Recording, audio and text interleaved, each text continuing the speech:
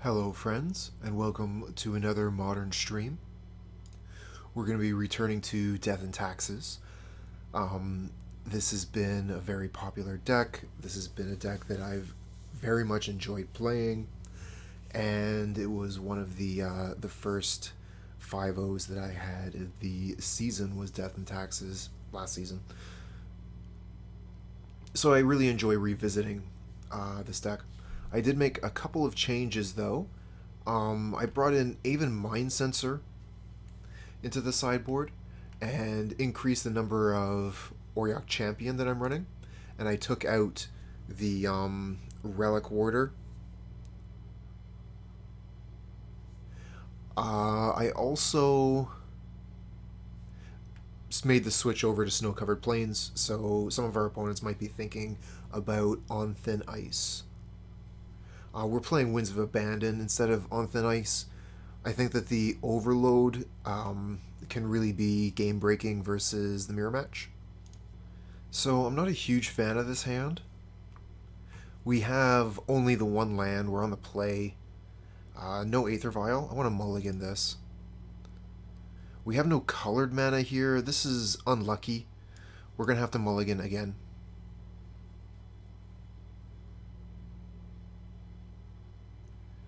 We play a large number of colorless lands in this deck, and this is one of the risks that you run when you do that. Okay, so we finally have a keepable hand. Our opponent, it looks like they've kept 7. They did take a little bit of time to consider that. We're going to get rid of the Batterskull and probably the Ghost Quarter here.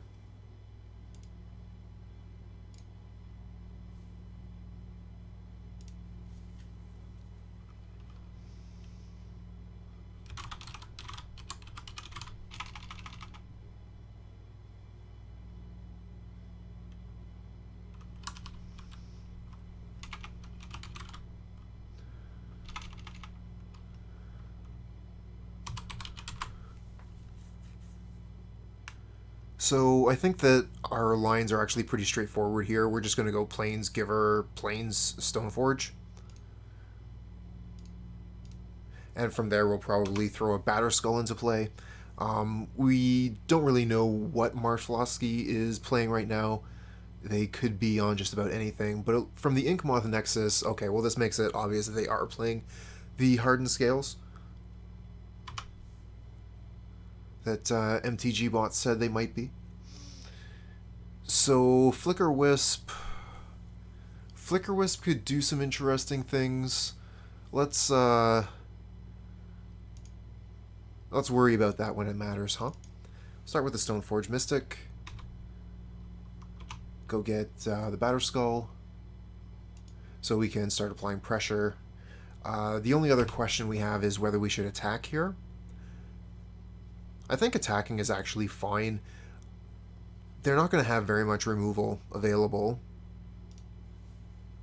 Let's go ahead and get in for that 1 point of damage.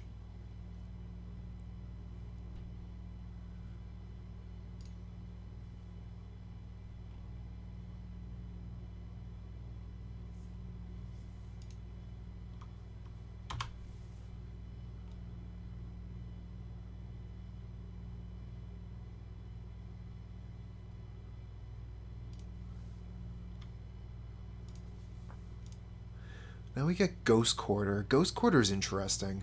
We'd be able to get rid of the Inkmoth Nexus if it became a threat.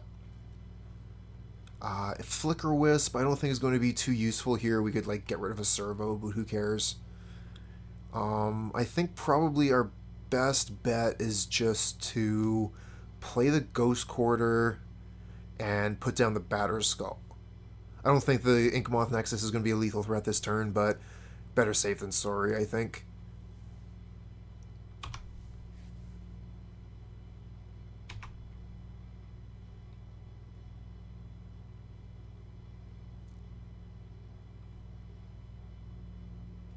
Okay, so the second Inkmoth Nexus changes things, and they have the Ravager as well.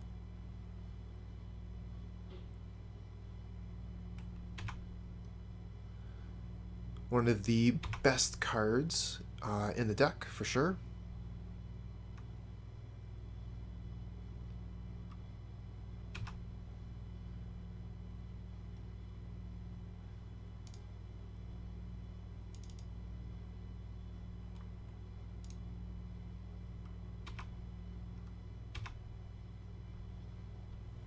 Path to Exile. Okay, well that helps things a little bit. Being able to hold up Path to Exile will let us snap up a lethal threat when they go all in. And Giver of Ruins does give protection from colorless, but giving protection from colorless to a permanent enchanted by Batterskull will make the Batterskull fall off. So that would be troublesome. We do have... So the Flickerwisp isn't really going to do anything this turn. I think we just have to hold it. We could attack with the Batterskull and then flicker the Batterskull. And that would give it the germ back. I think that whatever we do, we attack with the germ. They're just going to like block it with a servo and then sacrifice the servo to Ravager, I think.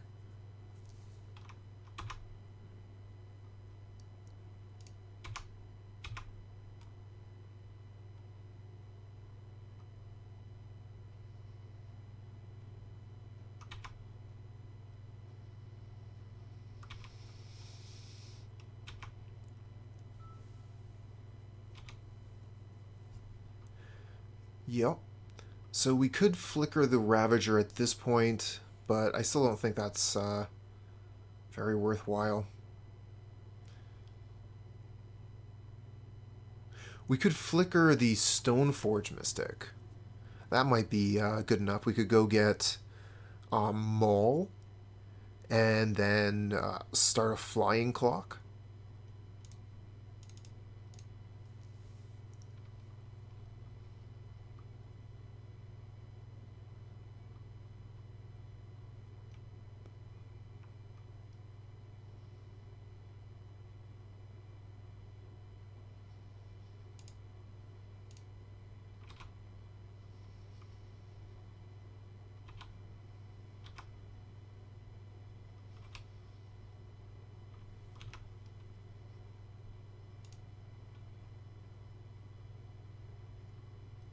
Okay.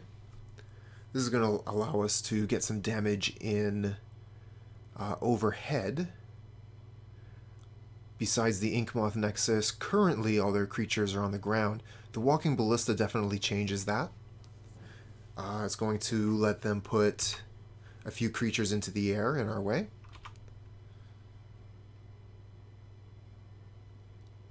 And they could actually put quite a number of creatures into the air in our way.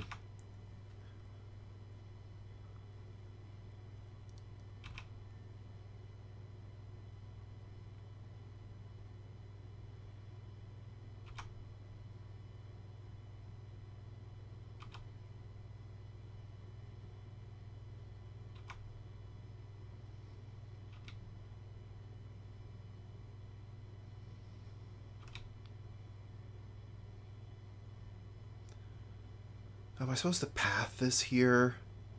They could sacrifice the servos.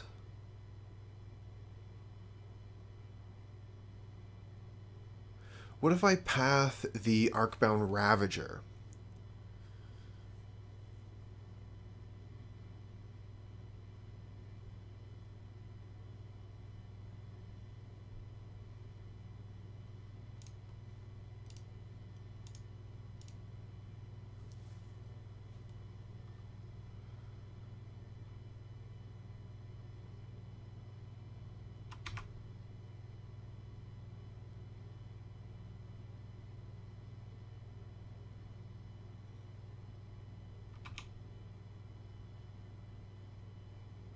Do they just now have a giant walking ballista that's stuck on the ground?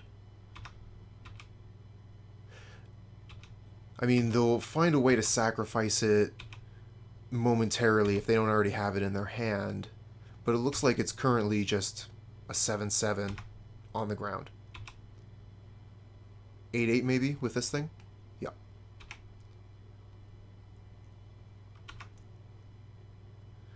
If they manage to sacrifice that, that's a problem. Oh, that's...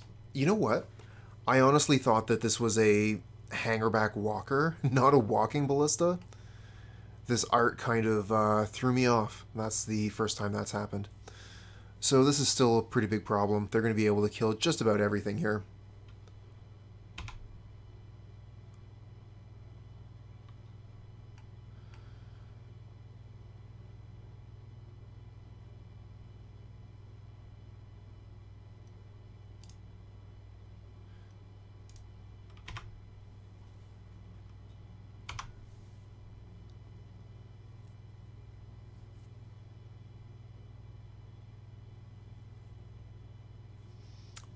to Exile.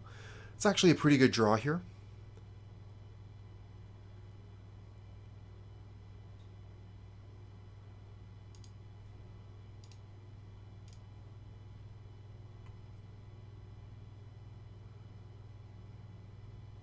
Kind of got lucky with that one.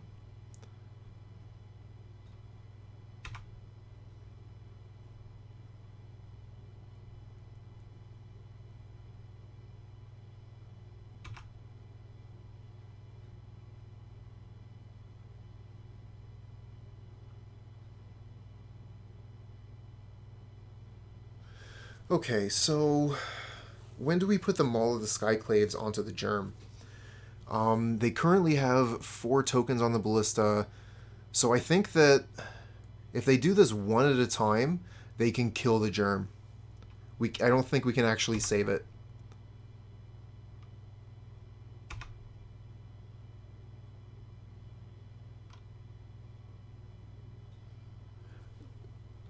Yeah, there's no way to save the Germ here. That's fine.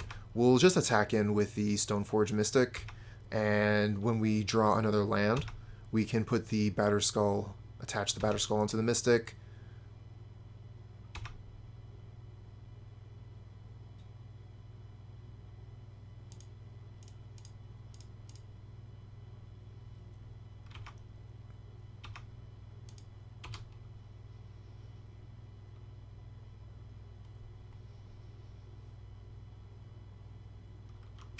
Another Ravager, very strong.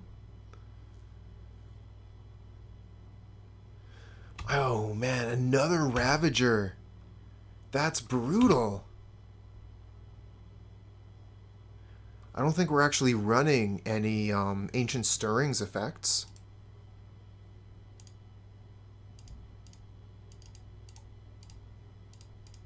I don't know that we can reasonably do anything other than this. Okay, so it does have, I mean, the Vigilance is pretty key here, being able to block one of the Nexus.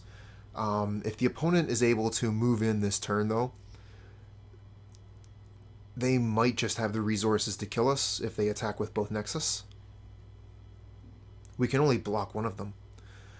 This is going to be the turn to do it, because the Ghost Quarter is tapped. And like I said, I felt pretty priced into what we did there, considering the board. Okay, so they're moving to combat here. So they're not attacking with the Inkmoth Nexus. That's a win for us. We're going to be able to untap the Ghost Quarter. And the Skyclave Apparition, we can either take the module, or we can remove one of the Ravagers from the board. Doing that will pump up the other Ravager or something, but yeah.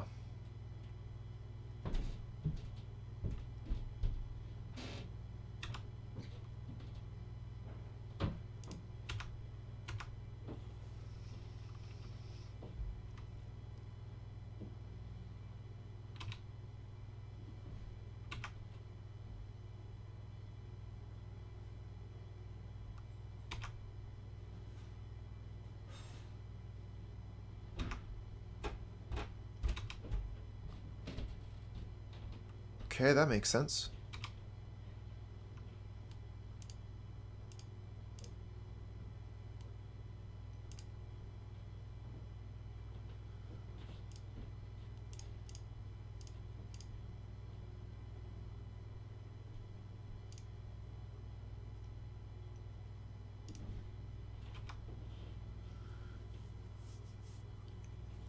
I'm not sure if I'm supposed to force them to get rid of this Ravager, or if I'm supposed to get rid of the module. They're probably not losing too much value getting rid of the Ravager now as opposed to later, just that they don't have an Ozolith on the board. Might have just been better to get rid of the module so they weren't able to continue to flood the board with these 1/1 servos. Mr. Siri would know the answer, but I don't have too much experience with the scales.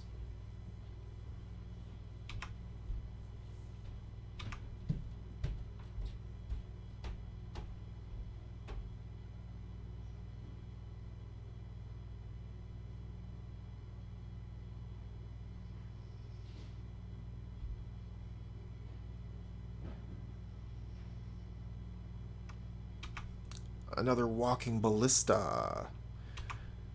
Well, that might be GG.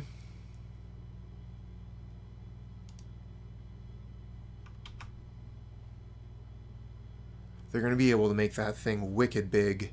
If we try and block this Arcbound Ravager, they're going to have more than enough sacrifices to actually kill the Stoneforge Mystic. So we're going to have to block it with the Skyclave Apparition, if we want to block it. So that's 5, 6, 7, 8, 9, 10, 11, 12, 13. Put us down to 10, and then sacrifice it, give the Walking Ballista the counters, and finish us off. So we must block.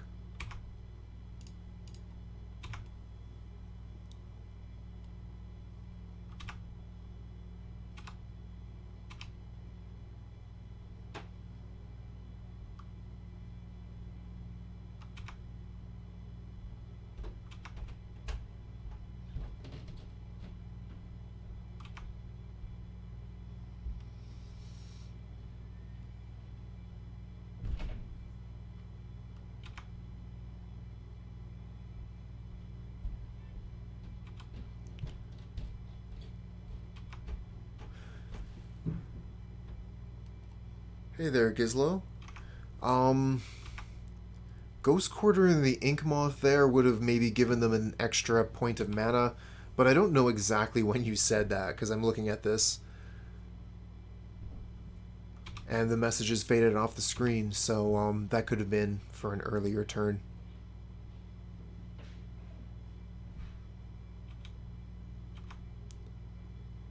This is very strong, obviously. They're going to be able to kill the Stoneforge Mystic and still have a Walking Ballista on the board.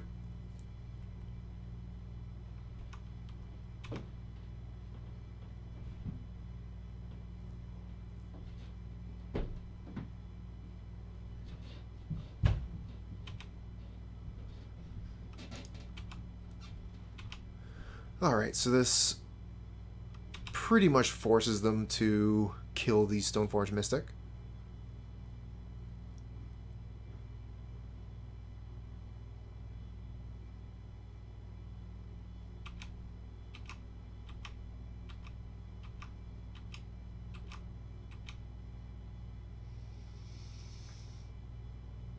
They still have a bunch of counters on the Walking Ballista.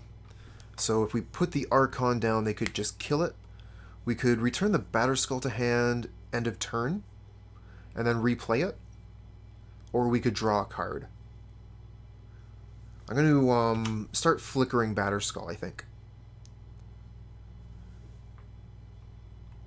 We've gotten rid of 3 of their Ravagers. Ooh, the Hardened Scales is going to make this a little bit difficult. They're going to be able to start putting 2 counters on Ballista a turn.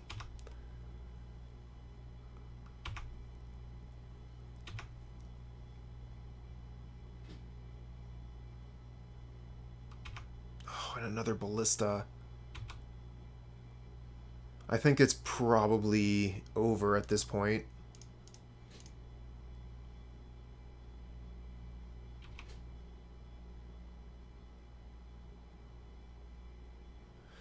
Skyclave is interesting. We can Skyclave the bigger Ballista. This Walking Ballista goes to 4. I mean, it's something.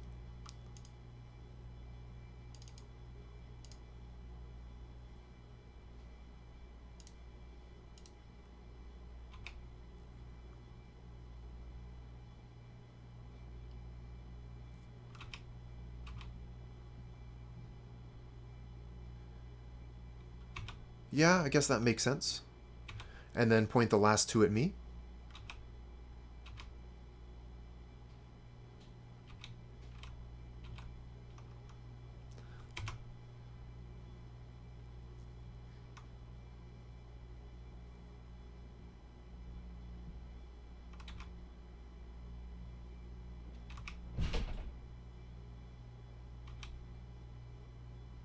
Smack.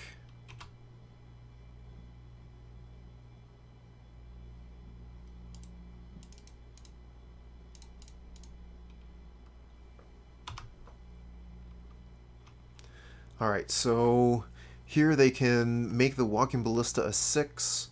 They attack with it. I have to block, because otherwise I just die. But then they don't have to do anything. They just have a 6/6 Ballista. So I am deterministically dead. Oh. Well, this is not what I expected. This is actually going to mean that I take less damage here. But it also means, yeah, I'm not able to gain the life. I guess it really works out to about the same. This is probably faster from the... Well, I think that's just go ahead and concede this one. Don't have a lot of time left for games 2 and 3.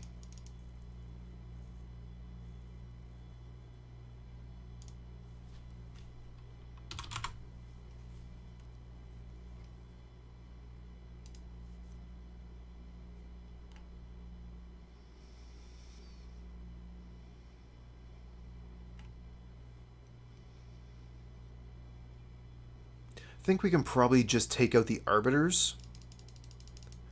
Opponent's not going to be fetching.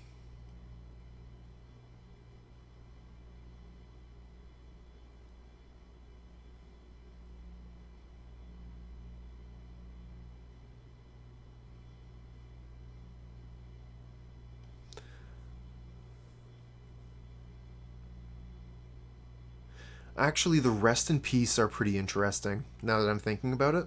The Rest in Peace turn off Modular. So we could bring in some of those.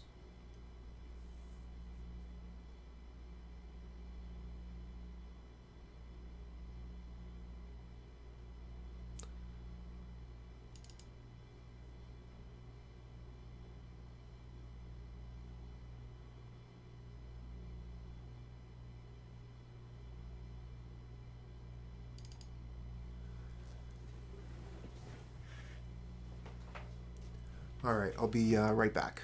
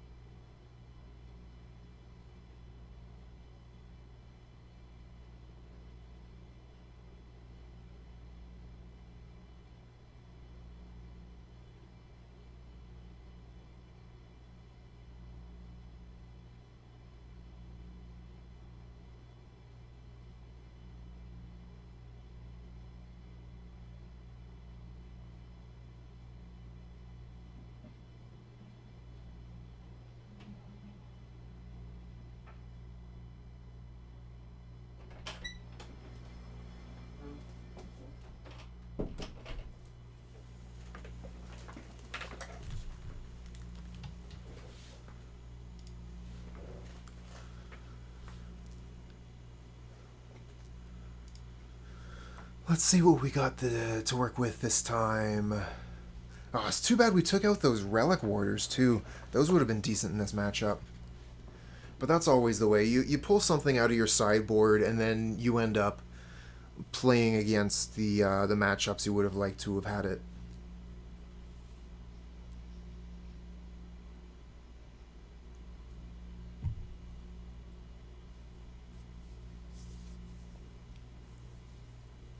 Oh, hey there, Bay. What's up, the kid? Early for you? For most people in my time zone, it would be early too. But I work nights, so I've already had a full day, and this is my evening.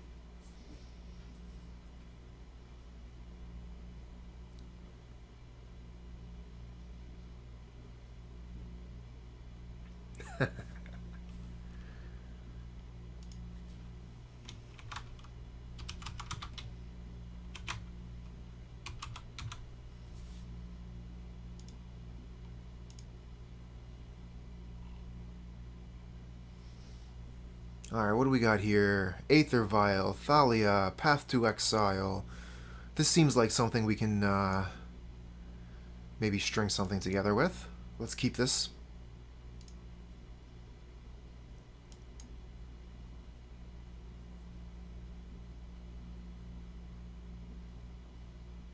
Yeah. Hugs all round.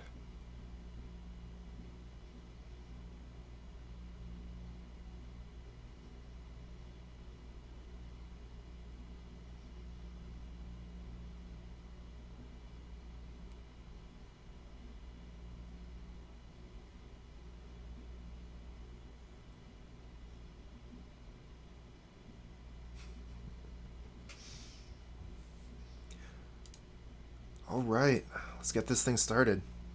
Don't exactly have a lot of time on the clock here compared to our opponent. And considering it is just game 2 here, so we're going to have to step on the gas. And hopefully we won't make too many mistakes as a result. Ooh, that's tough. Are we supposed to play Thalia or Stoneforge Mystic here? Oh, no. I think we go Stoneforge Mystic here so that we have the mana to use the Stoneforge Mystic next turn, and we can use the Aether Vial to put the Thalia in.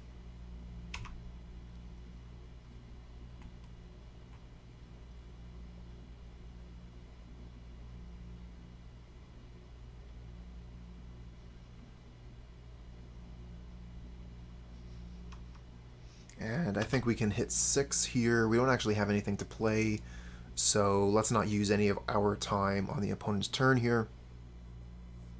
It is going to kind of inform them that we don't have a 1-drop, but I'm fine with giving up that free information. Oh, the Fatal Push! The Fatal Push! Unfortunate. Another Thalia. Not what we wanted to see. So I guess we'll just put Thalia into play. And hold up Path, I guess?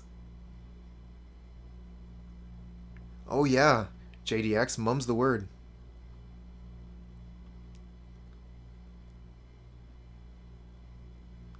Guess I'll just delete those Facebook posts.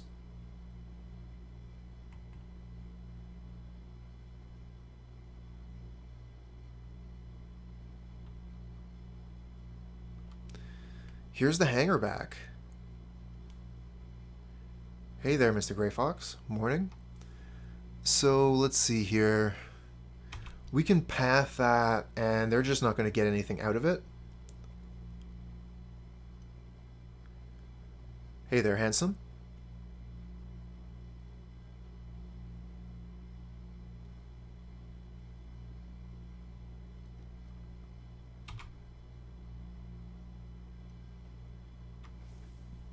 Think that this might just be a fine time to go ahead and path the Hangerbock Walker. Just get it out of here. We have the mana available, and it's a card that we want to eliminate.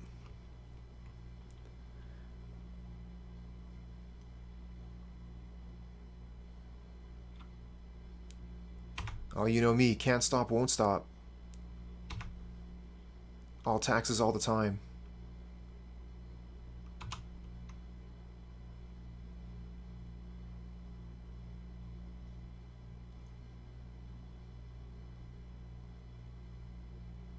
Oh, well, excellent. I'm glad that you found us here, Grey Fox.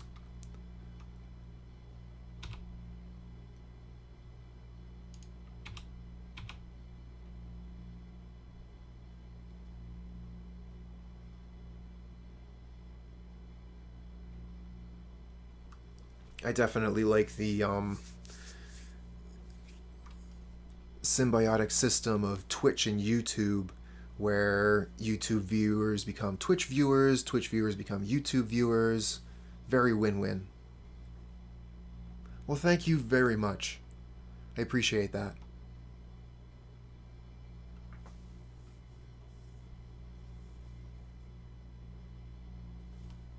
Okay, they're going to take the 2 here. That makes sense. I think we're just going to play the Stoneforge Mystic and then pass.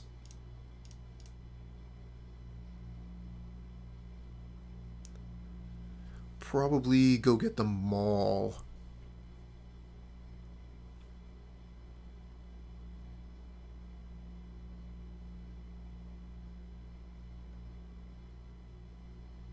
Okay, we're starting to catch up on clock here. That's good news. Opponent can definitely take the liberty of time here, though. Being up on clock means that they have the advantage of being able to think on all of their plays just for that extra moment. We don't actually have any plays here, and I'm not into bluffing right now because of the clock difference, so I'm just going to hit 6 through the opponent's turn.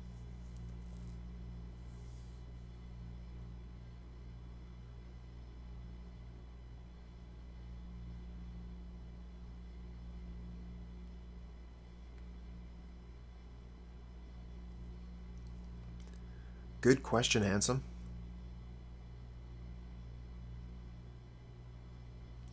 Ooh, the Walking Ballista and the Ravager. That is brutal. They're going to get a lot of work done this turn. We do have the path to Exile to get a little bit of work done ourselves, especially since they've sacrificed the Ravager there, but they're going to be able to kill both of our creatures, and we're going to have a hard time replacing them.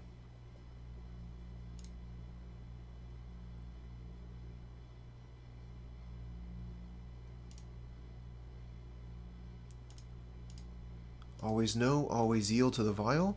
Again, that will save a little bit of time on our clock.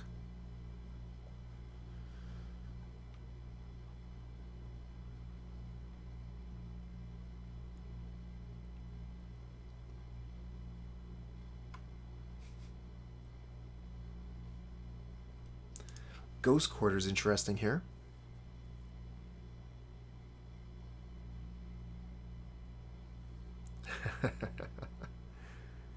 I appreciate that.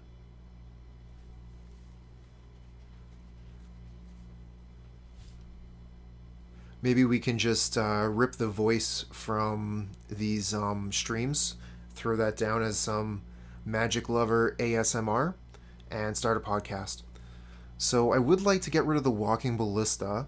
If I do that, they kill the Thalia and move on. I think the first step is just going to be attack with Thalia. It's not like we can exactly play Maul the Skyclaves while Thalia's on the board anyway.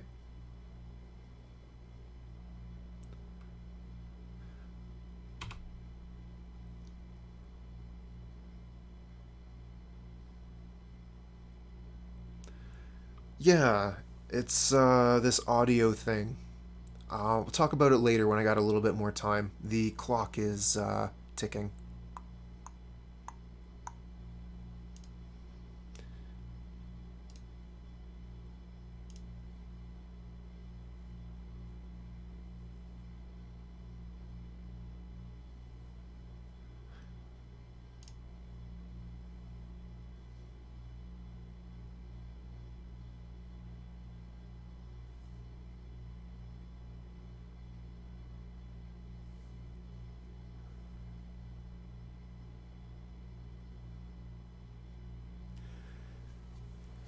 Well, it's actually has been something that more than one person has mentioned in the past. And it is something that I would look into as far as the future goes. I listen to a lot of podcasts personally. I do a lot of that at work. So if I could get some content together, that is something that I would be interested in doing.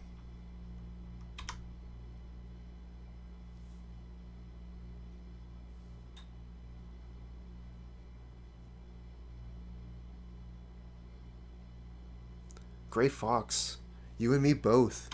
Yogg combo, best deck. So opponent is starting to run out of resources here, but they just put Lurrus into hand, which is going to allow them to start casting these cards out of the graveyard. We really need to draw that Rest in Peace.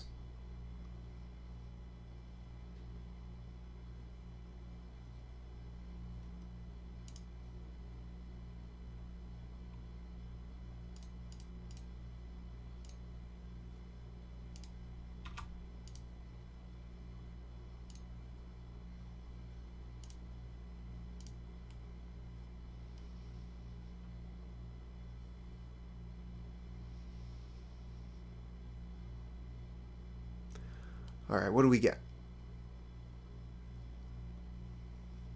Path to Exile. Our draws are not really lining up here.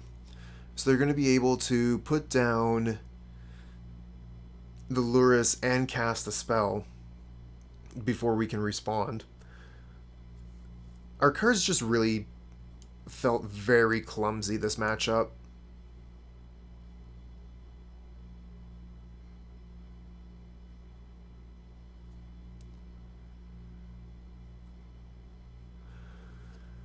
I'm not sure that there's really anything we can do at this point. I mean, like, even Path Mimic into Thalia is super bad.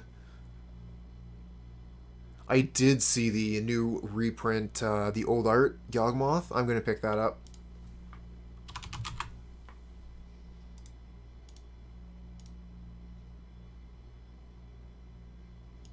This hand is fine. We'll keep it. Go Snow-Covered Plains into Thalia into Arbiter Ghost Quarter, I think, is our plan.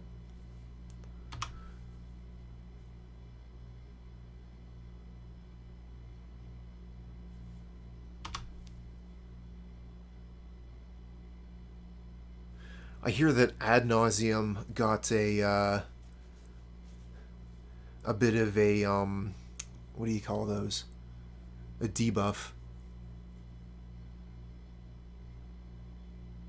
Got balanced. I think that's what they call it in fighting games. We're going to take the point of pain here to put the Thalia down so that we don't reveal the Ghost Quarter for the Leonin Arbiter. Simeon's Spirit Guide is being reprinted? That's hilarious. Oh man, that is such a WotC thing. I remember, what was it, the first Modern Masters set had Splinter Twin in it, and the enchantment got banned soon after.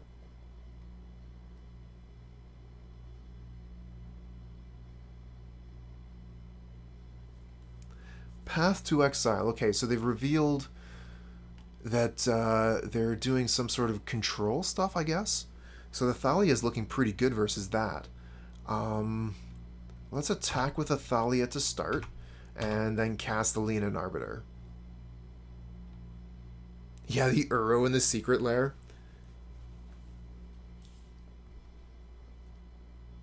I hear Burn is back.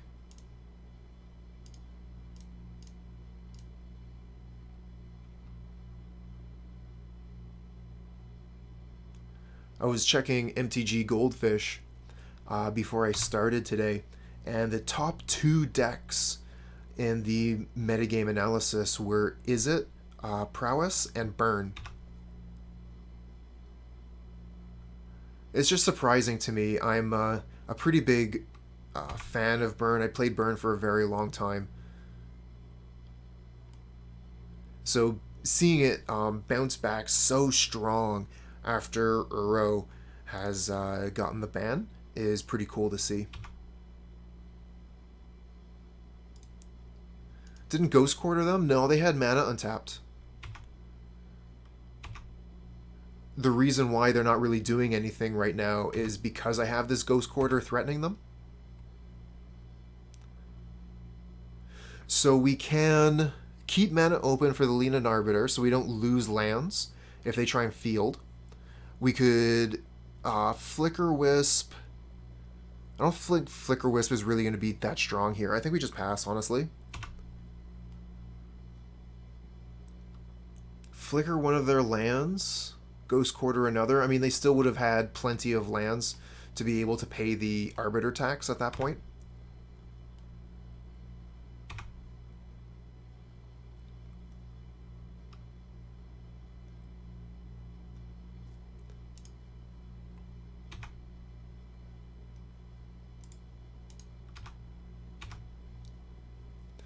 Well, they're taking a lot of damage if they just let this happen over and over. Okay, here's a path for the Thalia. We have a replacement. So I think we probably pay for the Arbiter tax to go ahead and get the planes here.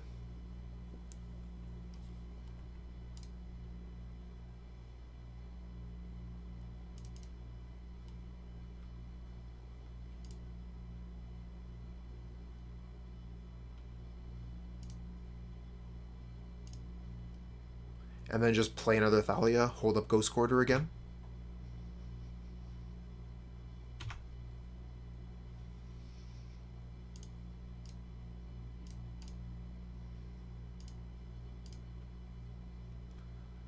Reprint of Magus of the Moon? Fantastic. Good to hear. Keep on reprinting with... more availability of these cards means more people can play.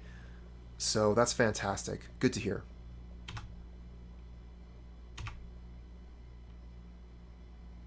Giver of Runes. I guess I could lay that down. Let's start with the attack. See what happens. They have more answers. Okay, they're paying for the Arbiter and fetching. So Ghost Quarter here is not going to be any good.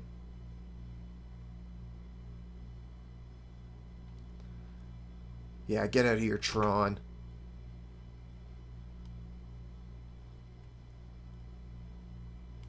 That's a land set that I really hope gets banned at some point. I don't think we need to ban the land set from Modern. YouTube comments, slow down. This is a Modern video, but I'm also a Pauper player. I would love to see the Tron land cycle get banned from Pauper.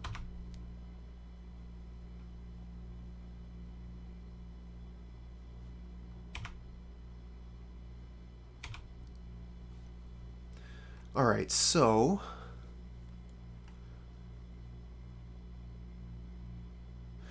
if we flicker Leonin Arbiter,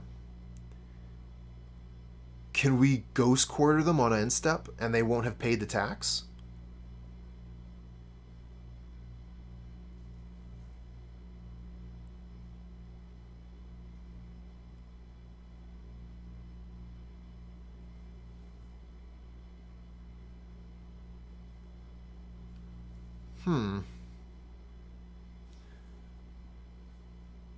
That's right, it is a new Arbiter, and when you have multiple Arbiters, they have to pay for each one.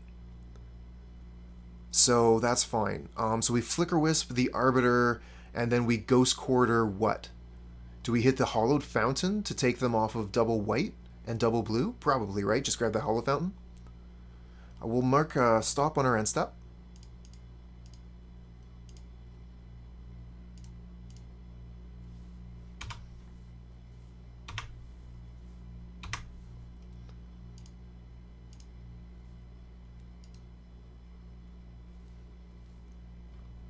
Okay, and then we pass the turn back. We could have played the Giver of Ruins. Damn. I was just so into this Flickerwisp thing. Forgot we still had plenty of mana to play the Giver of Ruins. Yeah, that's true too. Good point, Handsome. That was totally to plan. Now we can pay the tax. So if they try and Field of Ruin, we don't necessarily lose something. And if they try and Field of Ruin one of our draw lands, we can just sacrifice that draw land. So that wasn't really like a punt or anything. That was just not quite seeing that we were actually following the better line of play. Making the right choice for the wrong reason?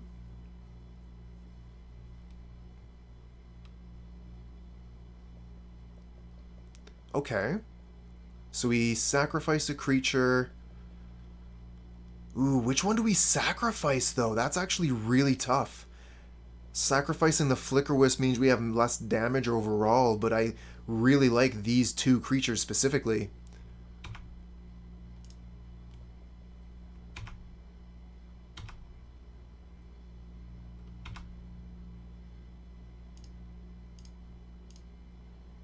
Another path. Meh.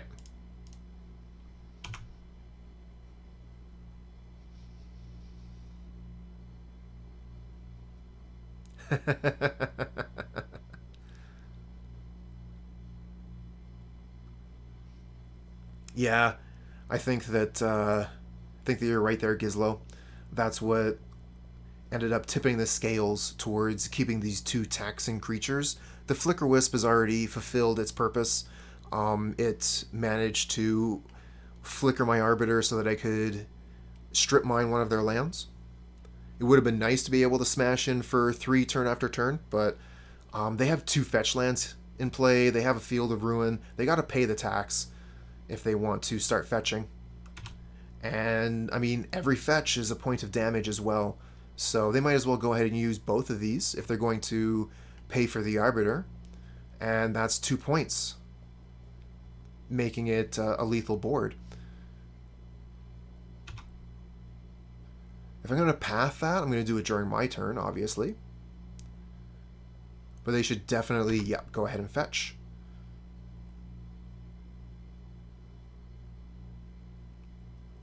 And I think I might just have it here. I just go ahead and path the Jace twice, and I win.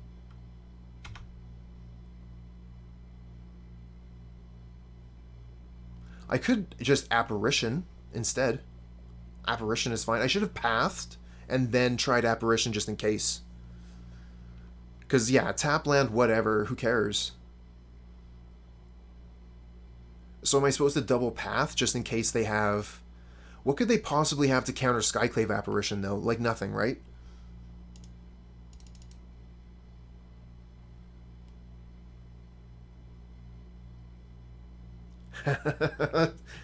Thanks for that, Slayer.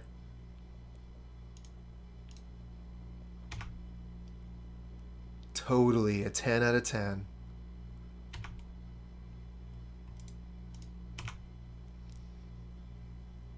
Okay.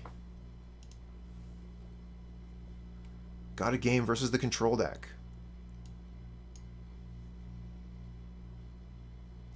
We're not actually very well set up as far as sideboard goes for this kind of matchup, but our main board is fairly strong. The Skyclave Apparitions didn't really have anything to hit. We could bring in a couple of Mindcensors for their fetch lands in response. Rest in Peace doesn't really seem all that great either. We could bring in 1.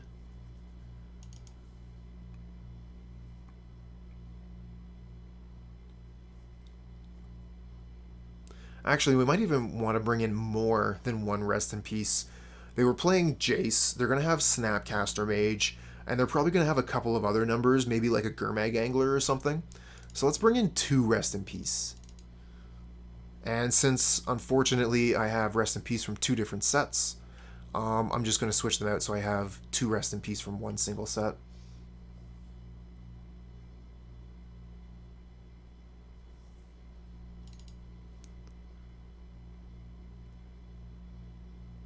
Thalia, super good. Stoneforge, great. Arbiter, great.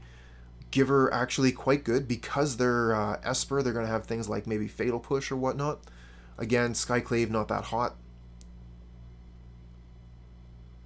So we got to take out 1 more card. Oh, we can actually take out Path. So let's bring in a Skyclave back. Probably take out another Path. Just leave 1 Path, have 2 Skyclaves. We might even want to take out the 3rd and final Path, because realistically, what is that doing in this matchup? We would, I think, much rather have Skyclave Apparition, or maybe even Phyrexian Revoker. We haven't really seen Planeswalkers. Skyclave Apparition is a little bit better versus Jace and Snapcaster Mage.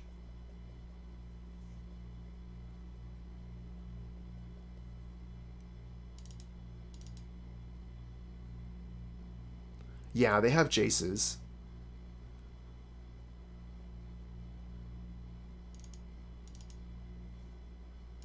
We'll bring in the Phyrexian Revokers because they're more proactive. We can put them into play, start attacking with them, whereas the Skyclave Apparitions take too long. We had them just rotting in our hands until that last turn.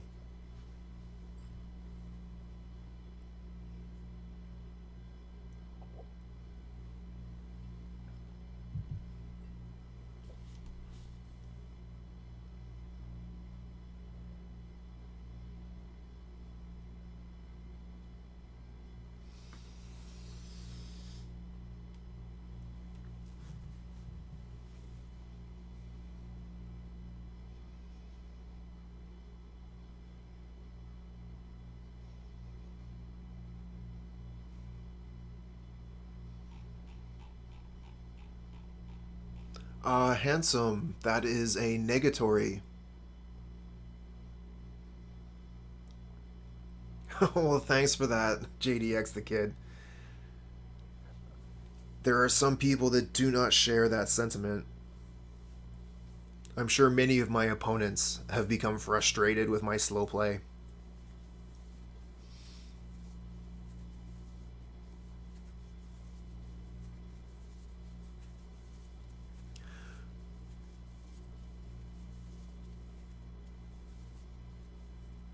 Let's see here. The Archon in this matchup is an interesting topic. So I think that the Archon has quite a bit of value in that the opponent is going to be playing many non-basic lands. While they probably aren't going to be doing so much of double, triple spelling, it does turn off Snapcaster Mage, and it does mean that their fetches are way less effective. Now, this hand here, I'm not too much... I really don't like it. We have the turn 1 Aether Vial, which is traditionally good, but the Batterskull is something that I want to fetch up. The Flickerwisps are some of our worst creatures. Yeah, this is a terrible hand. I think a random 6 is going to be way better, and look at that. We get a way, way better 6. So let's see here. The cards that we're thinking about getting rid of are Field of Ruin and Skyclave Apparition. I'm leaning actually towards the field here.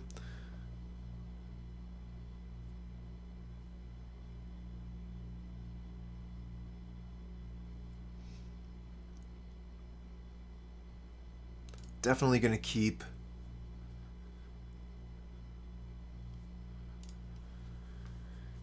No Step on Snack agrees. Get rid of the field. Alright, so we'll move from here. The deck can be quite mana hungry. So there definitely are some reasons to be keeping the third land if we're going to be betting on not drawing any. But we have the Aether Vial here to try and make up for the land situation.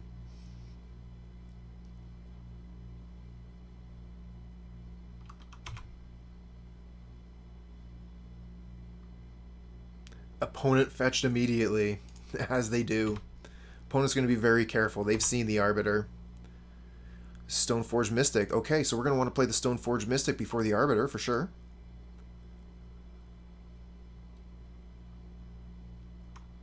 Okay, so that resolves. That's good news. We get to go ahead and grab either... We can grab Batterskull, but we can also go grab Sophie. Sophie gives a creature protection from blue, which is pretty important.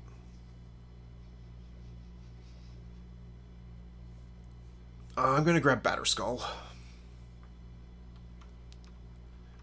Yeah, Batterskull also very strong versus control, especially if you can keep a Stoneforge Mystic onto the battlefield, so that you can return it and slam it back down onto the board for a full 5 mana.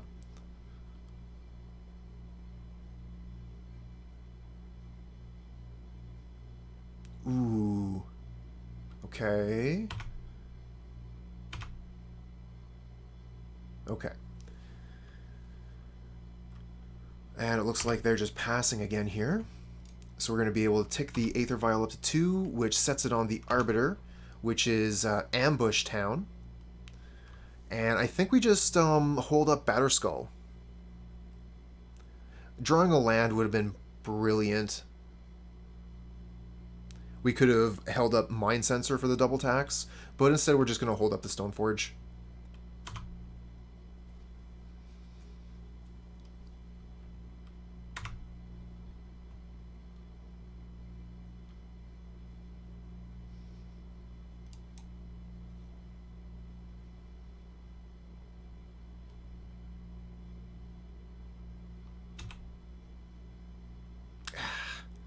Alright, so they get to crack their fetch land in response to me tapping the Aether Vial. I should have used the Stoneforge Mystic first, honestly. See if they would have blinked. I doubt they would have, but that would have just been the better sequencing.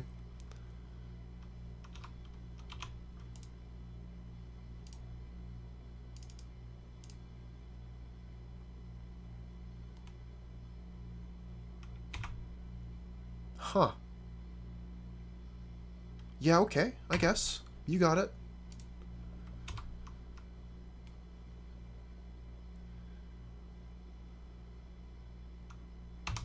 I actually wonder if countering the living weapon would have been better there. Archon. Ooh, am I supposed to hold up Archon or Aven? I think I'm supposed to wait on both of those cards. Just attack with Arbiter and pass. Hold up Stoneforge Mystic, and then I can put down Archon if they cast an innocuous spell on their turn. Or I can put down Aven Mindcensor if they try and do something fetchy.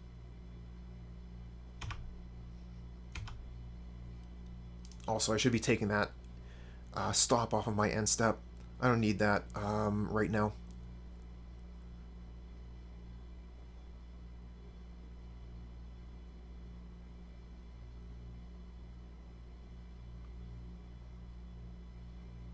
Godless Shrine pass. Okay. We'll start with the Stoneforge Mystic again. You want a Tail's End? I mean, go for it, right? Tail's End seems pretty good versus fetch lands.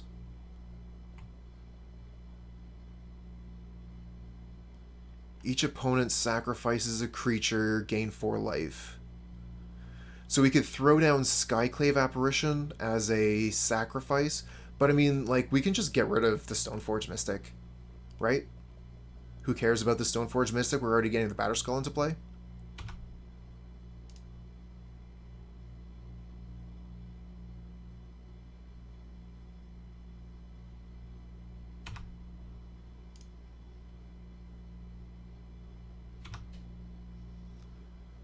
And at this point, I think we just play the Archon and hold up Aven Mindcensor.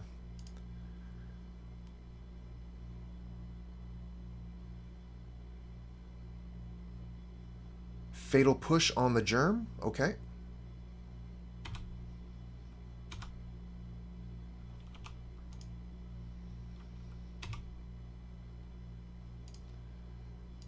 Always no, always yield. That'll save a bit of time. Another Archon. Okay. So we can maybe just play the Rest in Peace. Get rid of those extra resources so the opponent can't utilize them. And then we'll have Mindcensor in response to something. Or Skyclave Apparition. See that? Fetch land coming into play tapped.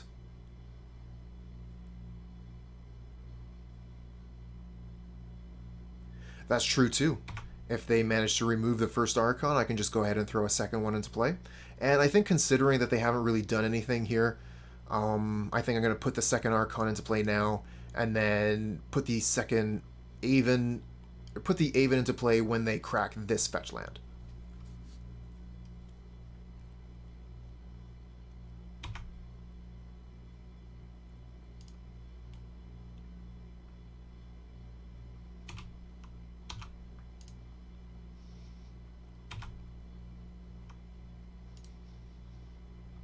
Sword of Fire and Ice, but I don't have the mana.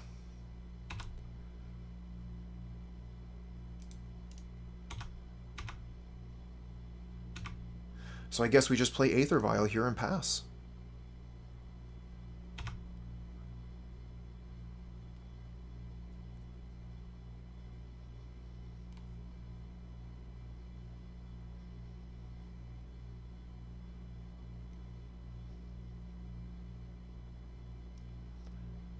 Okay, so they're fetching. We're going to put the Mindcensor into play.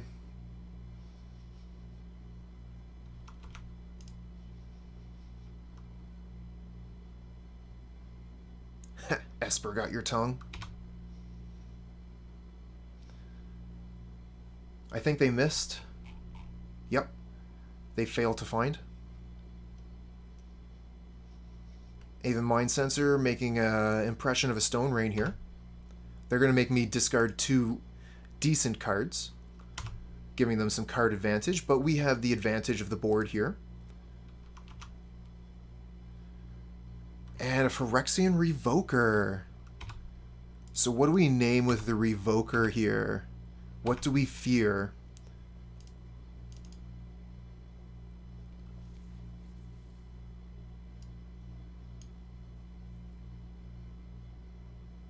I mean, we fear nukes, but Phyrexian Revoker can only name so many things. Too late to sit on it. Yeah, that's true, right? What was it? Jace. It wasn't the Mind Sculptor they were playing. They were playing the creature. Vryn's Prodigy.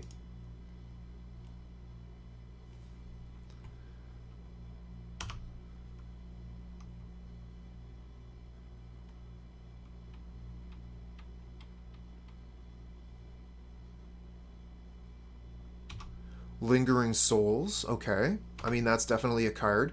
Kills the Mindcensor, can kill the Phyrexian Revoker or Arbiter. Definitely a good card from the opponent's side. Another Arbiter, so we can replace the one.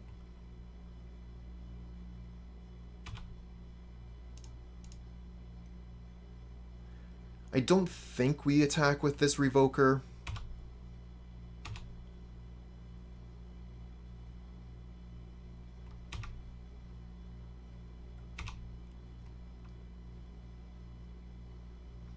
And we have the Aether Vial to put this Arbiter into play.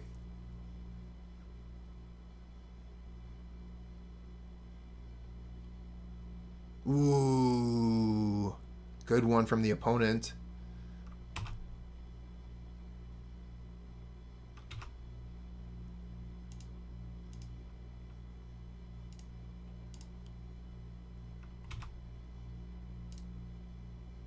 Okay, so let's see here.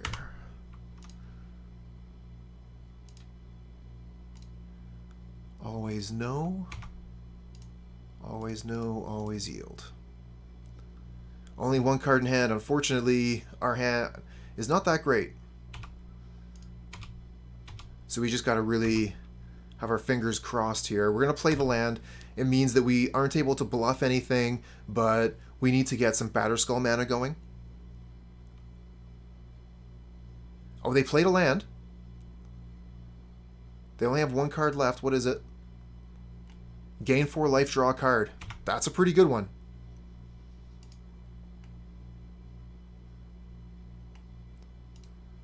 That Rest in Peace has been paying dividends.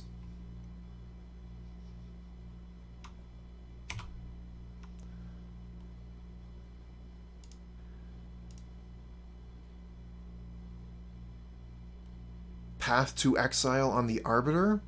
I guess we go ahead and pay the 2 so that we can get some Batterskull mana going. And we have the Aether Vials to put whatever into play. Shoot. Ah, thanks, friends. That's a punt. I don't have to pay because the Arbiter is off the field. That's not the first time I've made that mistake.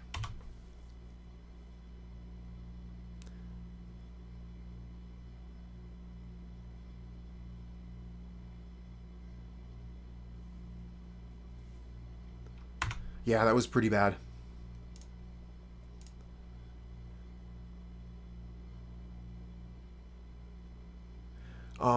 EG killed Dark Savant. Would you please type exclamation punt into the chat, please? I deserve it. So, here we have some options. Thank you. They only have one card in hand. We can Stoneforge Mystic with the Aether Vial. Go get whatever equipment. I think that we're supposed to wait. We probably wait till end step, Aether Vial the Stoneforge Mystic into play, equip Batterskull to it, and attack to win.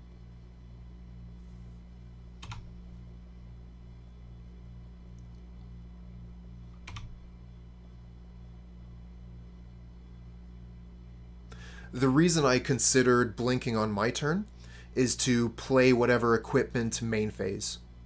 Shark Typhoon, okay.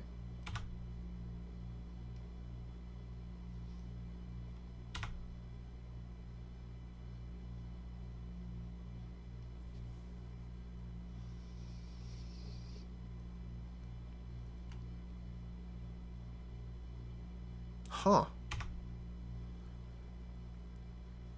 Wild. Ooh, and they tap the shark. That's pretty good for us, I think. Because they're empty-handed. We're going to be able to kill the Glorybound Initiate. And Path to Exile wins the game. No, we can't Path, because we need the mana to equip. We'll go get Maul. It's the last card.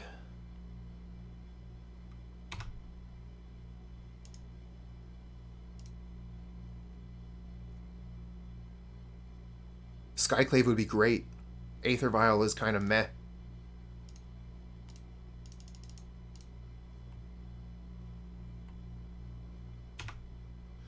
Alright, opponent, you must block this.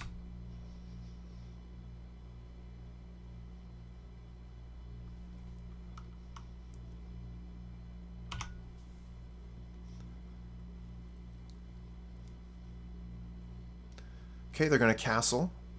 Makes sense.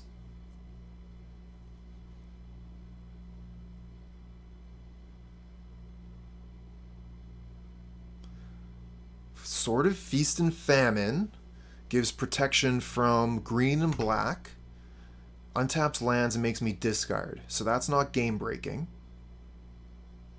It does give +2/+2s, but we have Skyclave to do the same for our creature. So we'll discard the Aether Vial. However, if we only had one card in hand, like if they, for example, Thoughtseized us, this could be a huge difference. The thing is, they actually have to tap the shark to attack us.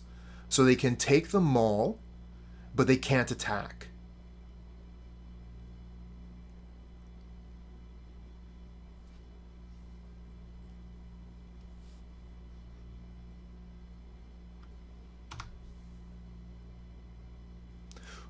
I mean, they have a creature land, but they can't activate. Oh, they can activate it. Because of the Sword of Feast and Famine can untap their lands. Okay. So they are able to attack here.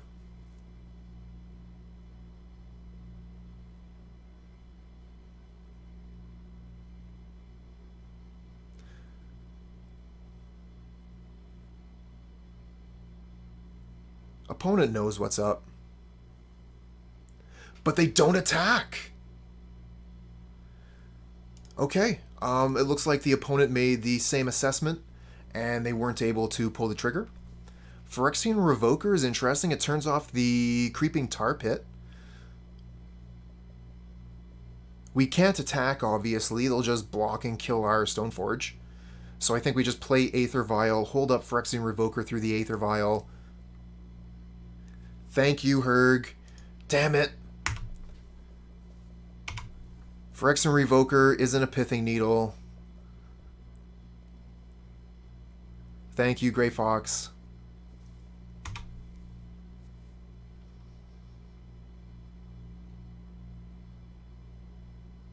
Can name sword. Yes, it can. So they won't be able to start switching the sword back and forth. If they switch the sword over to a spirit, that's actually pretty ideal, but they don't.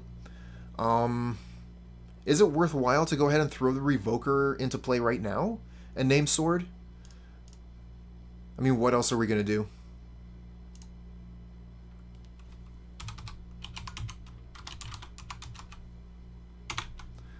If we draw Path, we're laughing.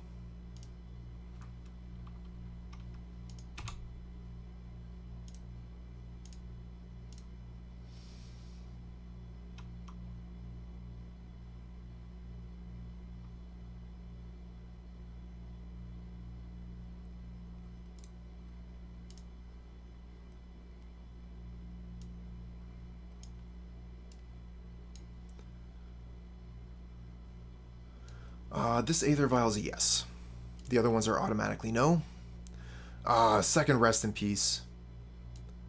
That's not what we were looking for.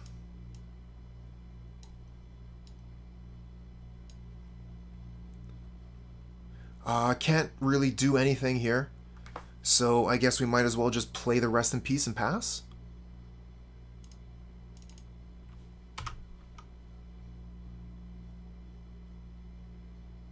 Yep.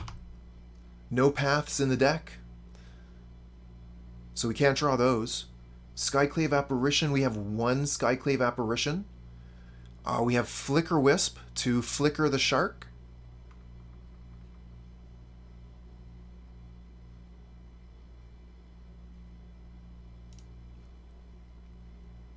Dragon Lord Ujitai. Wow. Okay.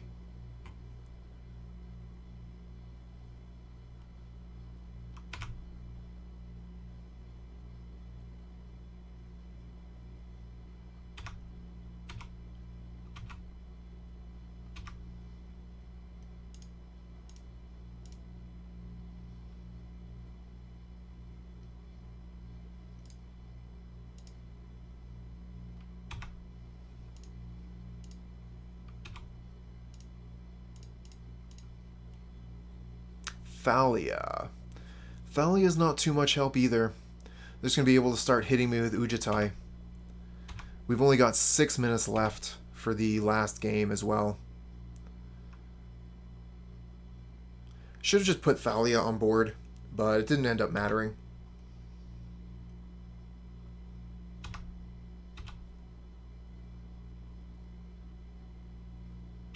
I do have a Vial. I can throw it into play at instant speed.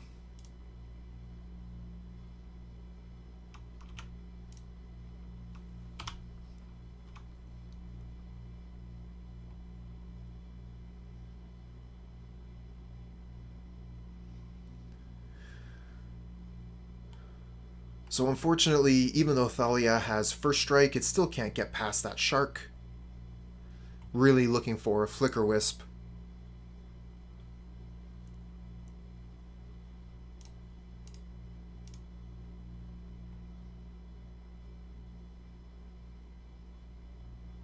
Turn 16 over here.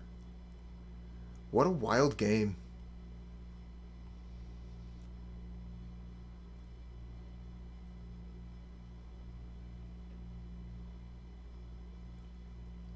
Yeah, opponent's got all kinds of cool things going on. Ooh, they're going to path our Stoneforge Mystic during our upkeep. I mean, there's nothing we can do about it, so okay, it works. I guess we could return Batterskull to hand and put Batterskull into play immediately. Could be our response.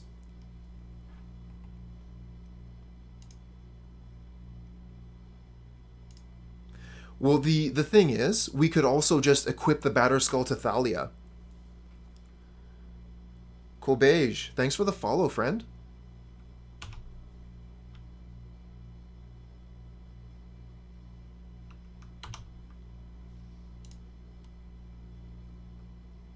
Draw an Aether Vial. Aether Vial Tribal.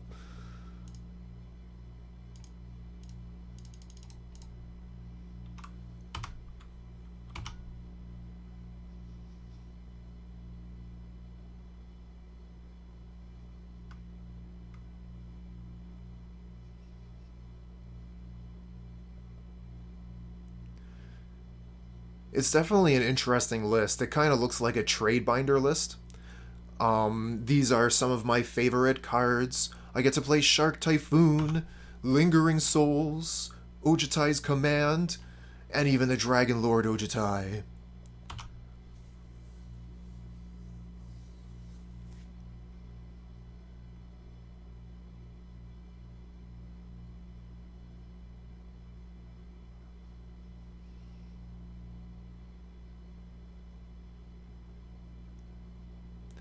You've hit the nail on the head there.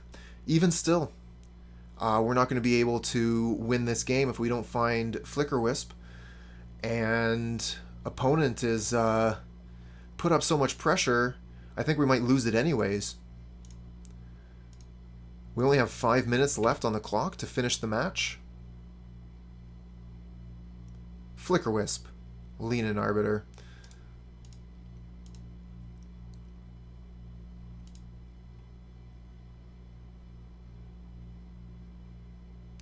They had a lot more creatures than I originally thought. Thanks, handsome. Our draws were a little bit lackluster towards the end. We had some really good ones at the start, though.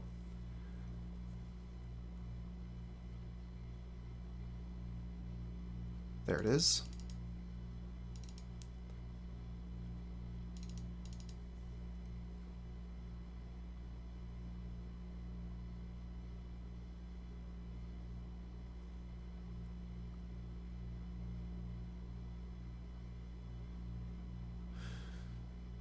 So, our Thalia was going to be a 6-5 versus a 7-7. We prevent 2 damage, it still takes 5. It doesn't kill the shark, it still dies.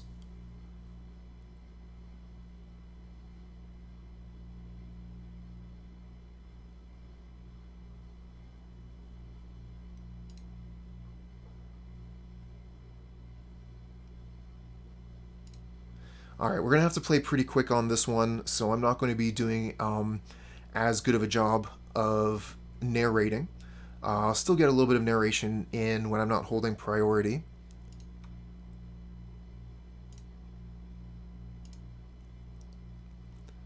For the most part, I'm going to be trying to play quick here.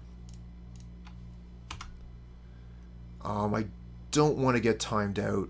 It hasn't happened too many times to me, but it has happened with this deck at least once.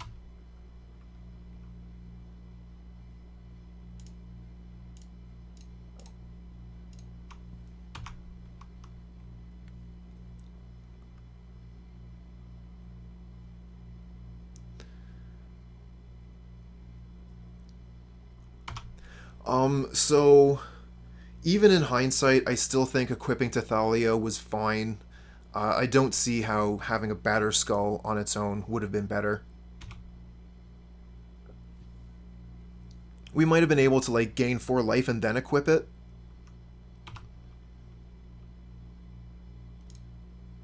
Incoming path makes sense. Let's attack with a Thalia. They'll cast the path, and then we can put the Arbiter into play so that we don't lose anything. And if they go ahead and path our dude, then we can Arbiter Ghost Quarter in response.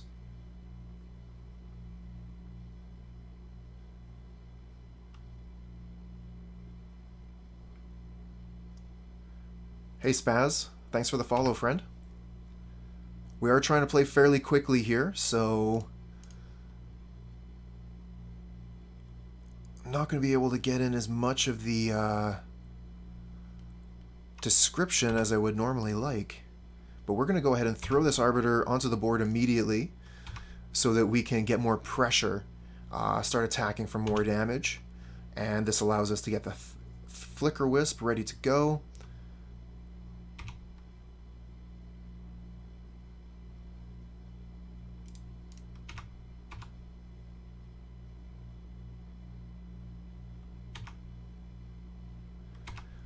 Yeah, all it took was Skyclave Apparition. So I think I just play Aether Vial, hold up Ghost Quarter here. Again, I don't have the most time to contemplate my decisions. So some of these are going to be pretty spur of the moment. Thanks, Tron Walker.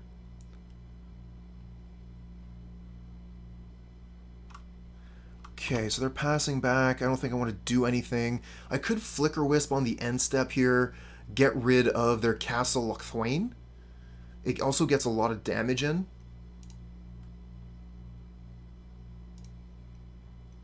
Yeah, I'm going to do this because I'm going for damage.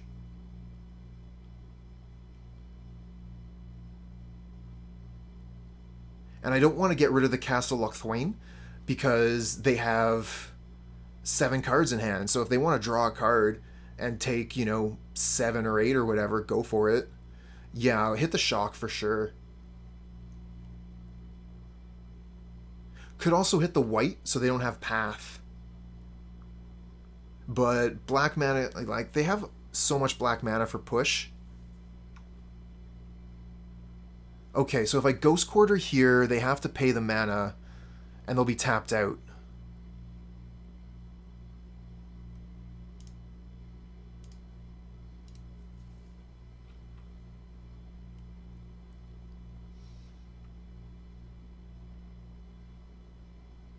Well, not quite tapped out. They'll have the basic.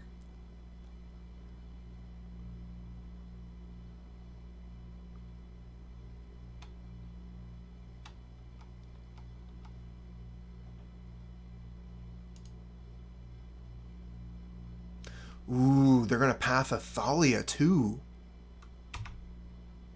And we don't get the land from that one. They don't get the land from theirs either. Interesting. Okay. Flickerwisp.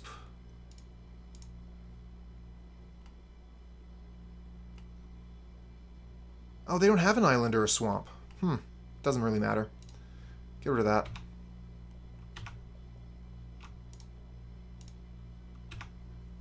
Yes. No. Skyclave. Attack. Play Thalia. Second main. Pass turn.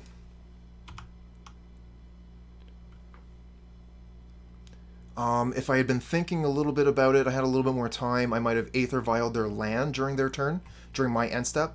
Aether Vial the Dran Catacomb again.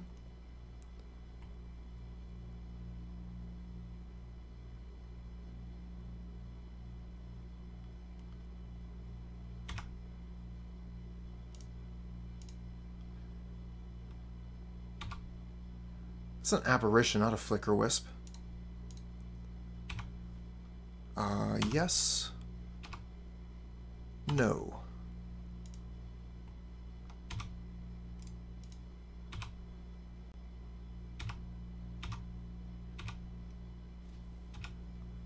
So we have a Sunbaked Canyon to draw us a card. We have Skyclave Apparition to hopefully answer something, but if they have... I mean, they have double white here, so they could just sweep us. It looks like that's what they're... No, Dragonlord Ojutai. I think we just straight up win here. They're tapped out, so we just get to swing for 4.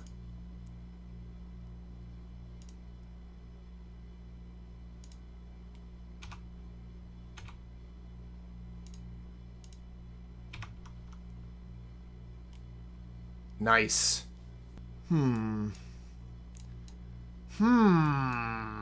This hand is awkward.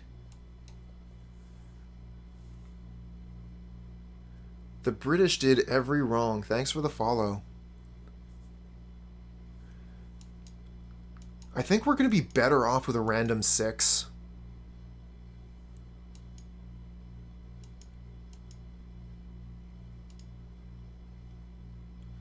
I am way happier with this hand. We'll get rid of one of the Sunbaked Canyons, I think. We'll just put that over on this side of the hand so it's closer to the buttons.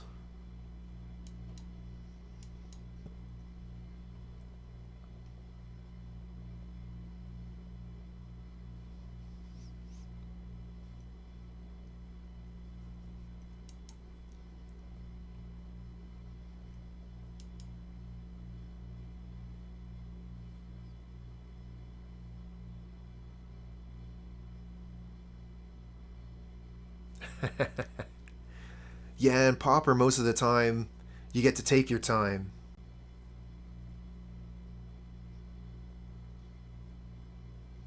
No play turn 1, turn 2, no problem. I'll play good stuff turn 3, 4, 5, 6.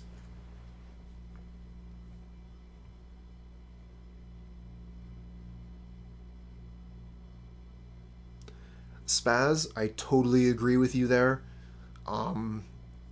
Big fan of the new Mulligan rule. I think that it has improved Magic, has reduced the number of non-games, and has absolutely strengthened some cards and some decks. Tron has, I think, benefited the most. along with maybe some combo decks. Yeah, I bet you do, Tron Walker. Keep. Get rid of that. Done. Speedrun strats.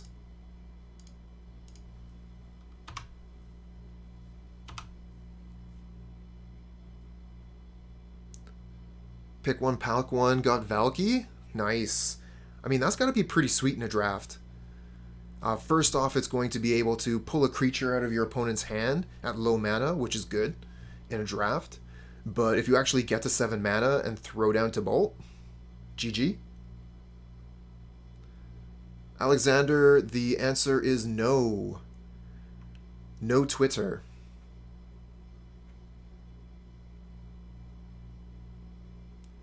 Don't spend too much time on the social medias.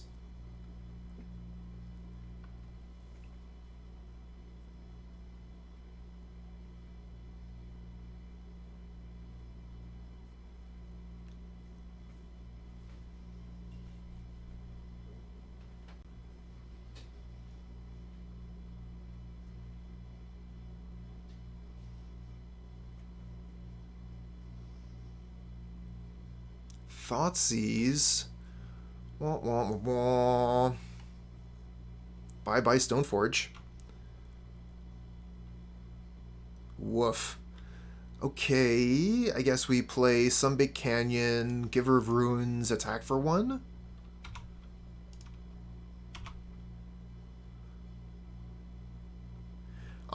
We can't...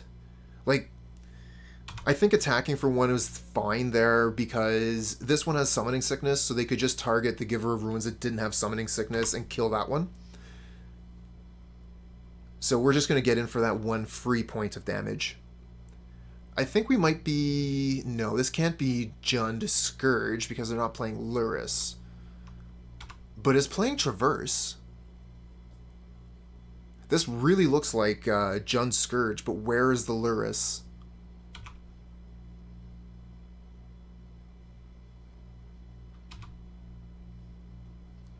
Oh, come on, deck. Field of Ruin Overgrown Tomb? I don't know.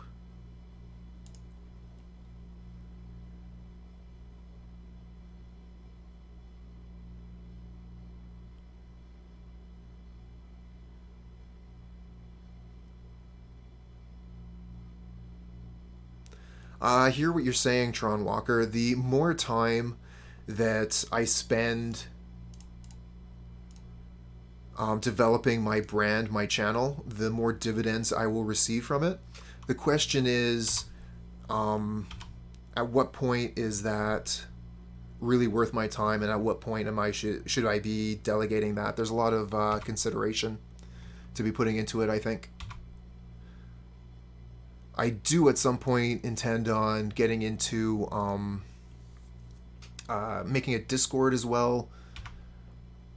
So as time goes on, there will be improvement upon the stream towards that effect. What point do I hire a brand manager? When I can quit my job.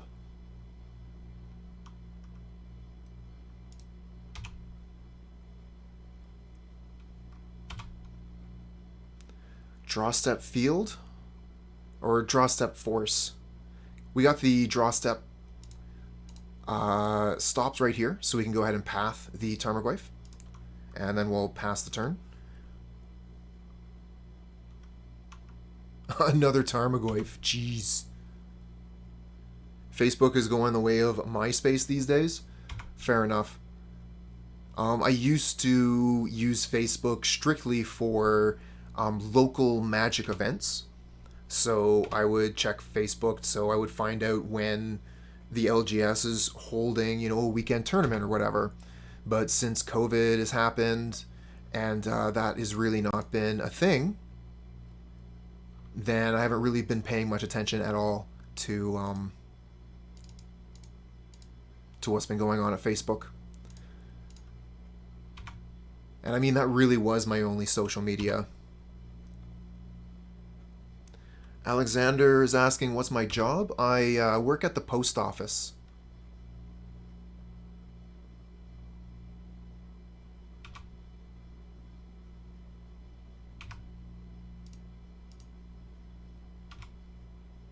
Yeah, it's a really good job, actually.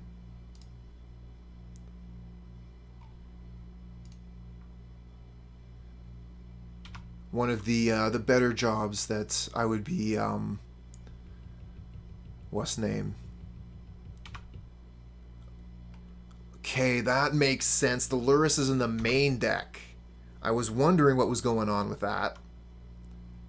And now they're able to kill one of my Giver of Ruins because I've tapped off.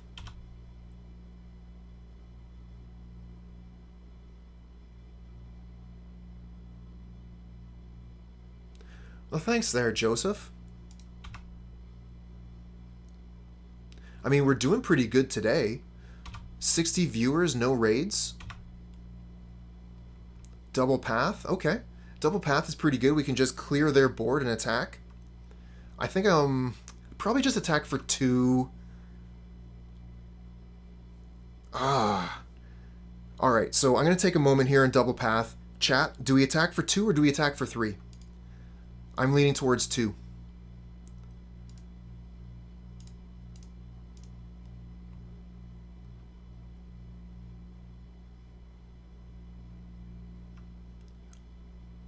Huh.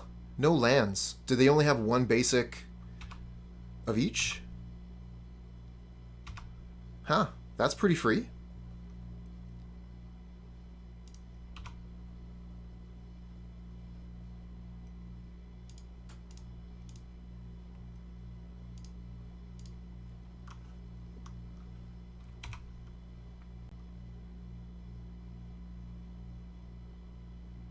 Well, I'm glad that Twitch brought us together today, Spaz.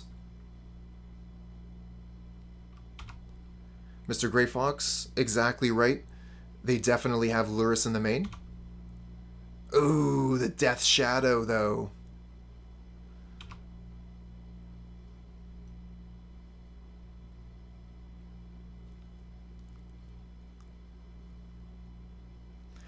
I mean, we can swing through it, sure. Alright, well, thanks a lot for stopping by, and good luck with your stream, Alexander. We're going to draw a card here. We've got 3 mana, so we want to get some gas. Good thing we did, because the Aether Vial is not really what we want, so we dug one deeper, but didn't get lucky. Play the Aether Vial here. So our choices are to swing through Death Shadow, making it bigger, or blocking Death Shadow turn after turn. We are vulnerable to removal spells, unfortunately. So really we're looking for another Skyclave Apparition off the top of the deck. Stoneforge Mystic would be fine as well.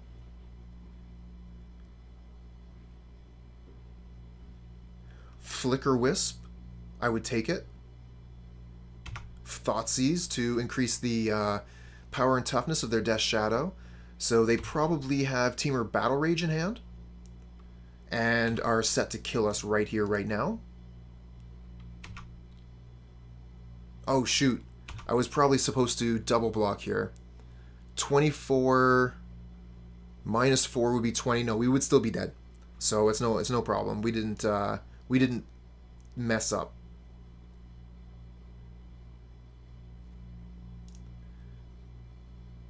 Yeah, and I mean, that's exactly what happened there. So if we held the extra land, they might not have gone in, fearing the path.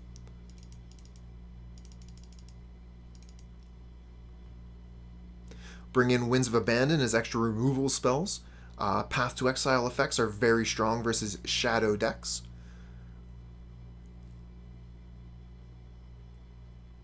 Why didn't we pro-black and attack? It would have just increased the power and toughness of the Death Shadow, and then we wouldn't have had the chance to block. But it turned out that blocking wasn't really doing us any favors anyway.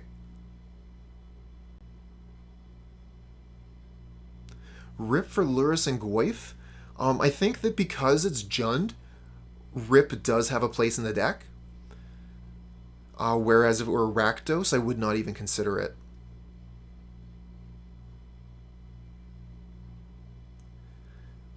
I mean, Jund is back. And I think this is definitely one of the better builds. Sword of Fire and Ice is not that great here. Thalia is quite good. Stoneforge is quite good. Leonin Arbiter is quite good. Archon... Archon is okay. Skyclave is amazing. Flickerwisp is okay. Stoneforge is awful. You think the Stoneforge is bad? It gets us Batterskull, which is great against, Oh, yeah, that's true, too. Lots of discards. I mean, on one hand, Stoneforge is going to be filling up our hands so that that discard is not doing as much damage, but the Auriok Champions are pretty good. Okay, we'll get rid of some Stoneforge.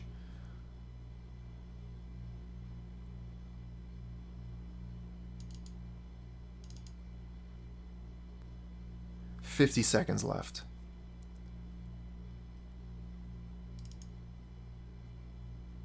We'll keep the Maul just for laughs.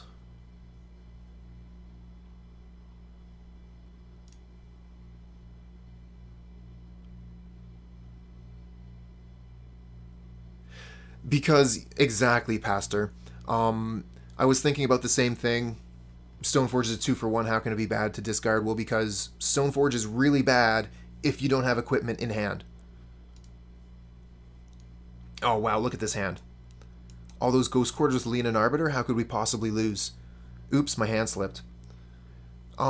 Because we have the Aether Vial, I think we can keep this one, even though we don't have white mana, but we could just get hosed.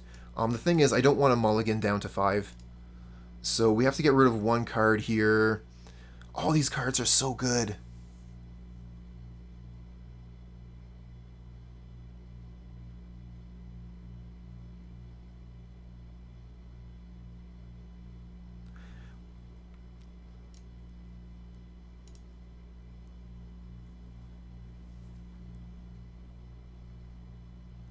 Probably could have got rid of Field.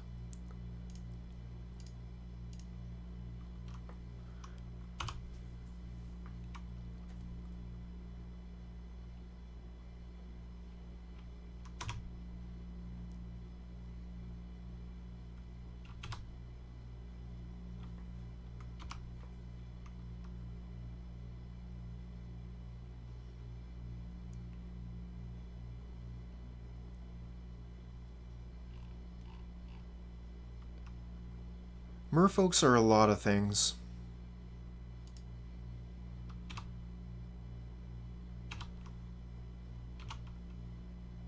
Path to Exile. I guess we just pass here.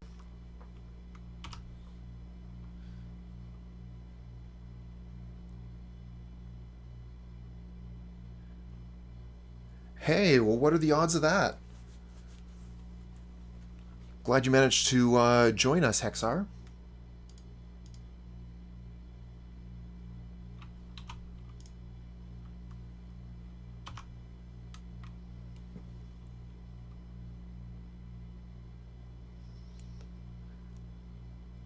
Sounds like slivers to me. Lords on lords on lords on lords.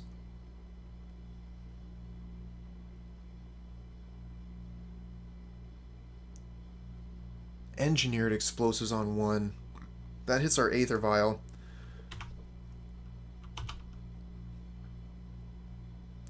Okay. So what if we Skyclave the engineered explosives, huh? It would let us keep the Aether Vial? But I mean, at that point, we've lost the Skyclave Apparition. We get to keep the Aether Vial, so what?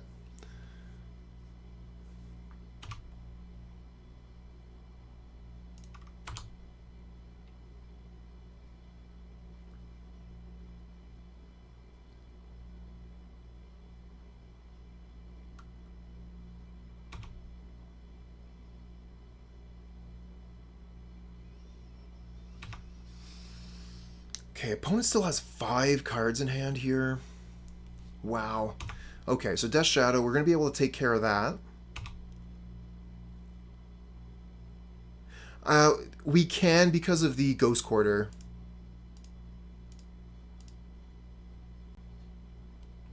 Ooh, you know what? Now that I'm thinking about it, I should have just used Field of Ruin there. Field of Ruin, go get Plains, then Path. That was a misplay.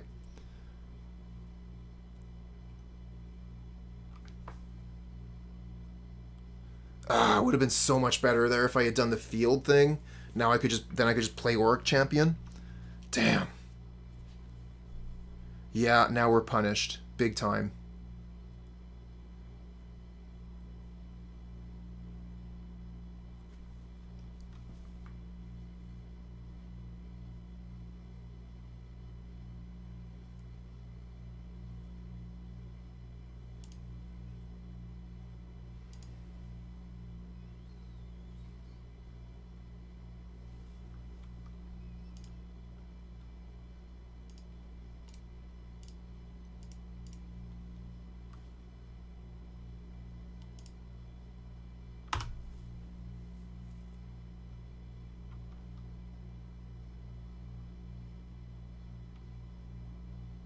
Yep, green-black. I think those are the only basics. But they do manage to find a red source again with Wooded Foothills.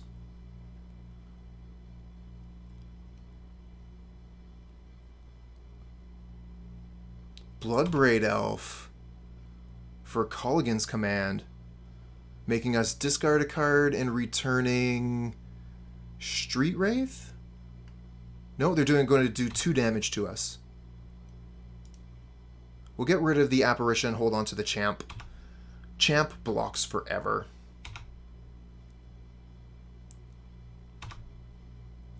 We haven't even seen a Scourge yet. I wonder if they're even playing Scourge.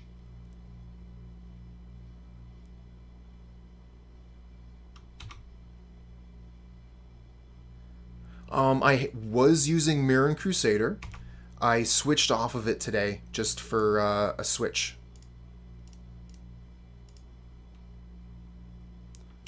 And it just so happens that the matchups that I've played against today would have been better off with the sideboard I'd had last time I played this deck.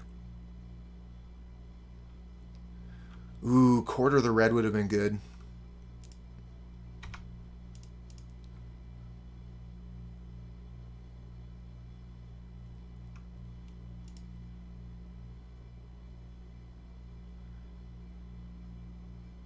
Tumbarello and Scott, thank you for the follow, friends. Another Shadow. I think that we're probably toast here unless we draw Maul. I think we have one more draw to draw Maul. We can just like rip it off the top, put it onto the Champ, and attack them.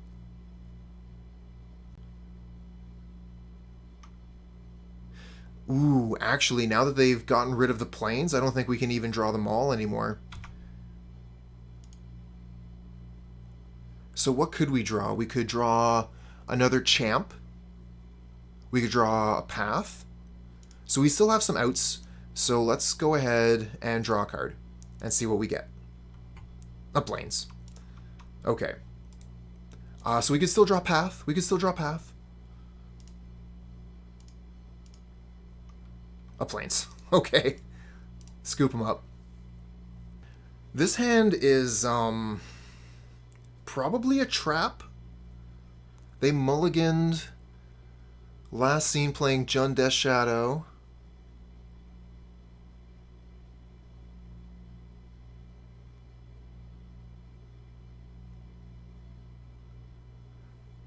You thought that Cooper called all his viewers handsome?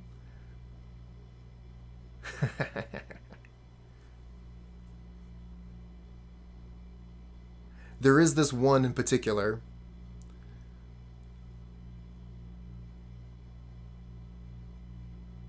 Thanks, Doll of Cutie. Death and Taxes brings in the viewers. Oh man, I don't know. The double Ghost Quarter Leonin Arbiter is so attractive, I just couldn't pass this hand up. And even though we have so many lands, 2 of them are Sunbaked Canyons.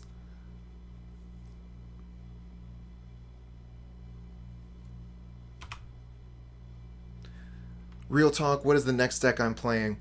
Tomorrow I am playing Pauper Ponza, and Friday I am playing Yorin Taxes.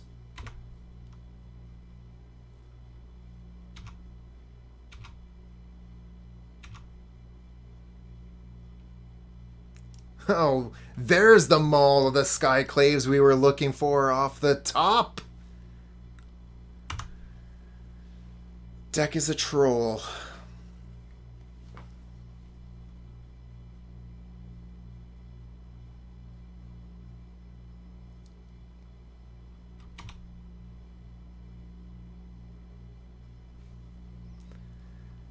Yeah, it's that Twitch delay, you know?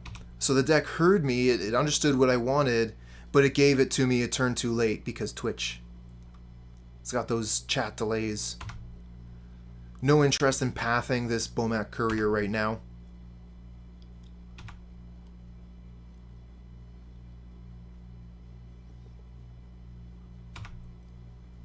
That's a tiny Tarmogoyf.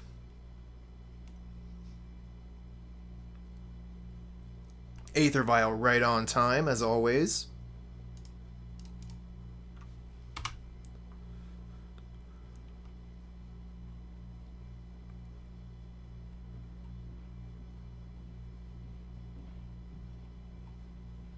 Oh yeah, deck is gorgeous.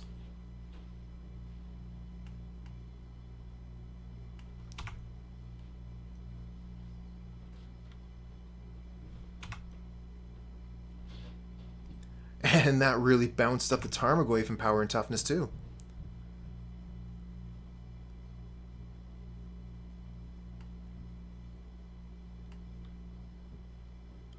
Okay.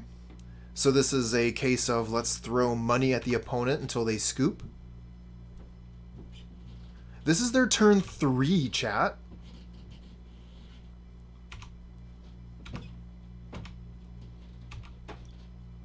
That was a good one. Maybe I gotta play Jund Shadow again. This is the universe telling me to pick it up.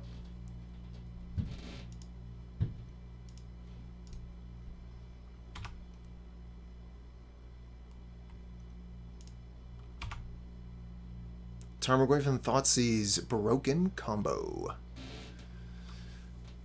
Well, we have the Paths to Exiles here. Maybe we just get rid of these Death's Shadows.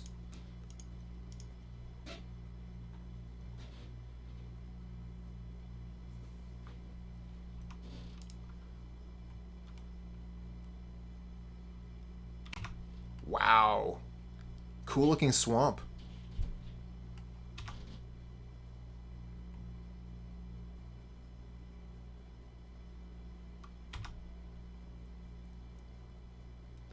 Opponent's got some pretty cards, and they're going to be able to reload with this Bomat Courier too.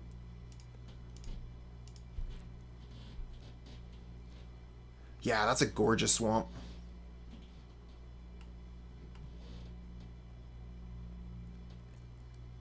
Okay, this one's got the mountain.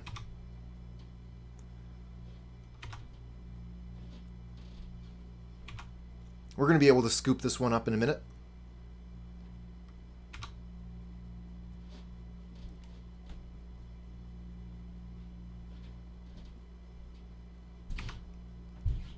And they take our only card of value.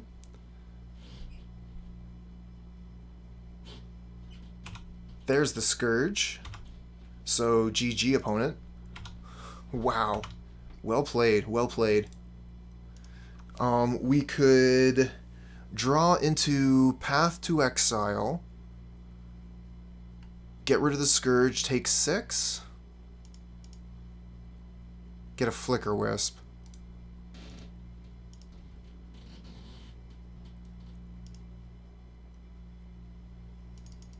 Bring in Winds, bring in Rest in Peace, bring in Champ.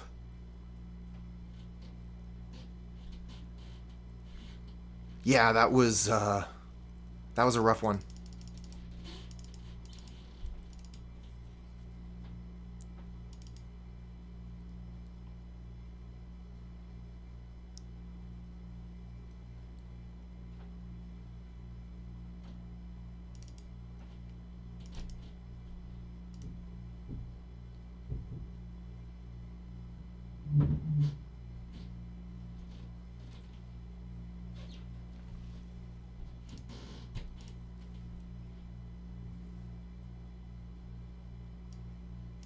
Need to start getting some wins here.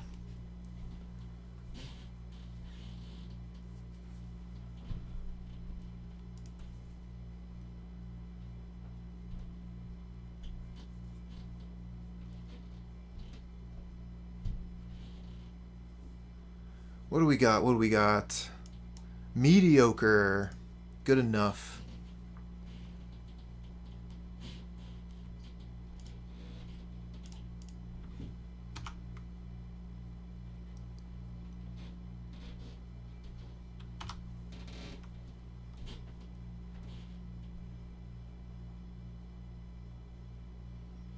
Going for the Inquisition. Wonder what they take here. Do they take the Rest in Peace because we have double Thalia? Or do they take the Giver of Ruins? They take the Giver. Okay. Play the Ghost Quarter to hide the information of the planes so they don't know what we drew. Play Thalia Pass. Keep the Giver up to protect Thalia.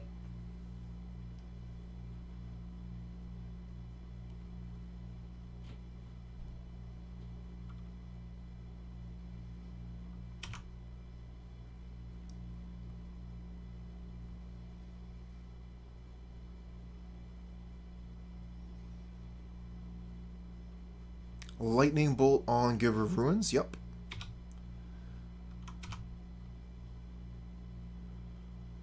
And another Plains. Okay, not much to do here. Attack with Thalia, play Rest in Peace for 3 mana.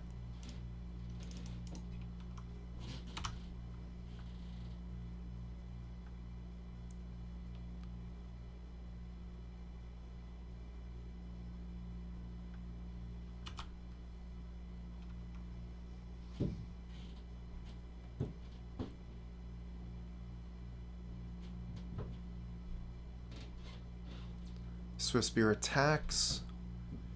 Do they have a follow-up creature, like a Tarmogoyf or something? I mean, Tarmogoyf doesn't do too much with Rest in Peace on the board. Death Shadow does a bit.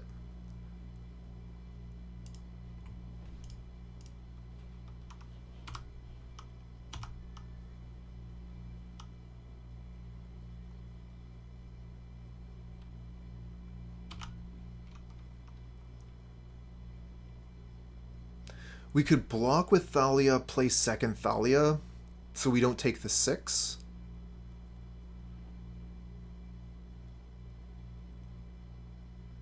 But that is worse versus drawing anything off the top of our deck. Ooh, okay. It also allows them to play the 2 Scourges. Womp womp.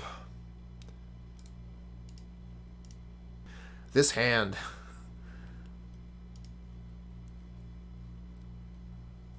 Deck is not happy with me for some reason.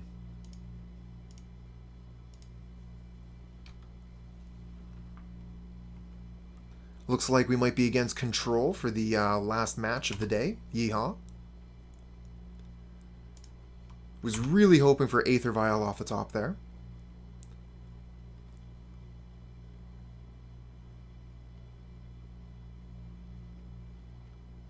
Barata is cockroach in Portuguese. I see. The Stoneforge Mystic, though. Gonna go Thalia. Against Control, Thalia is super important. Eggy Benny. Thanks for the follow, Travis.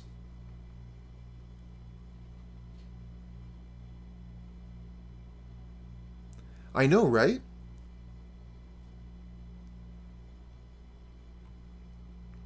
What took so long, bud? The Aether Vial, right on time.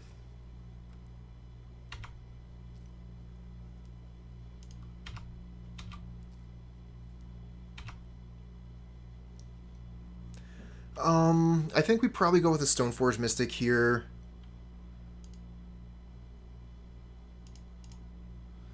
Before we put down the Leonin Arbiter, so we can't search anymore. I'd love to put down the Aether Vial, but the Thalia is making that awkward.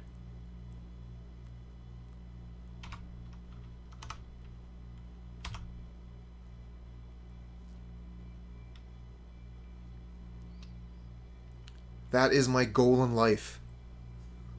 To defeat blue-white control. Timely reinforcements. Give me a break. Wow.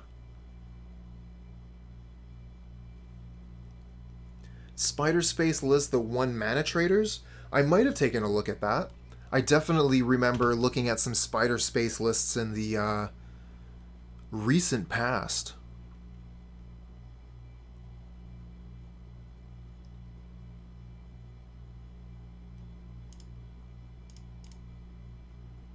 Oh, damn it. I tapped wrong. I wanted to keep the Ghost Quarter up so I could nom one of their lands here. I was supposed to tap this. That's another punt. So, it's unfortunate, but it looks like I haven't been able to play this deck at 100% today, and that's why we're doing so poorly. This is not the first mistake I've made today. And if we had hit their land, they wouldn't have been able to Jace this turn.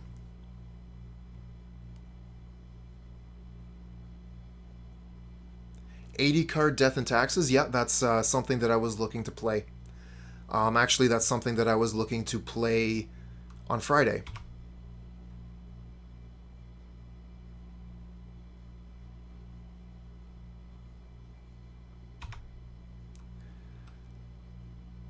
Yep.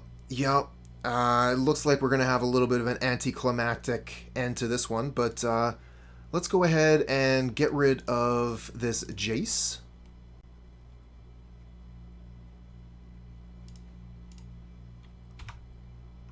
And while we're at it, kill one of their lands.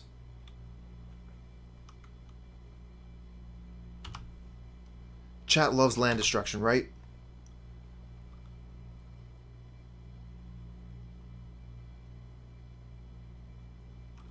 They have 2 cards left in hand. 4 times Linvala. Damn.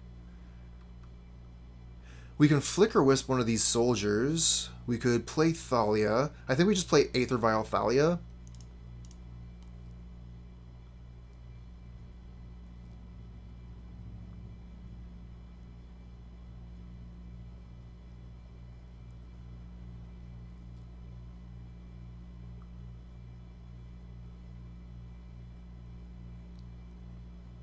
So there was a creature that I was thinking about putting into the Yawgmoth sideboard that,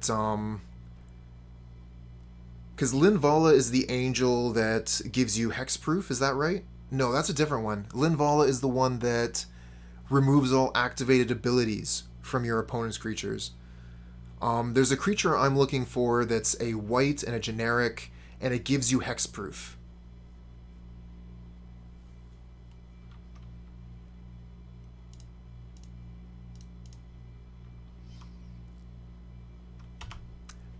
Aegis.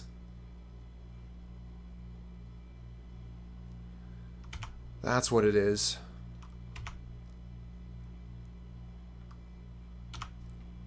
Aegis of the Gods. Alright. I'm going to write that one down.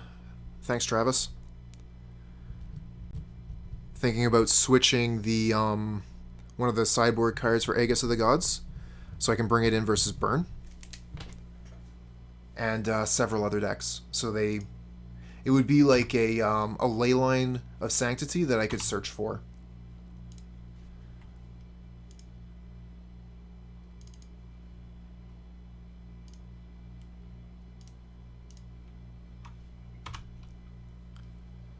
I'm still fine with this board. Yeah, Shalai gives you hexproof too. Shalai is an excellent card. The reason why I wanted the Aegis over Shalai is that Aegis costs 2, Shalai costs 4. So if you're Chord of Calling, it's way easier to get a 2.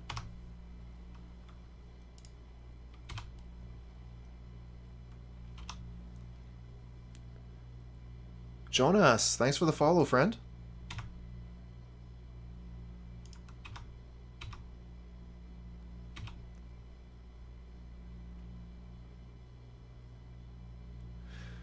Thinking about cracking the canyon here. We might be able to draw a 2-drop and then make 2 2-drops.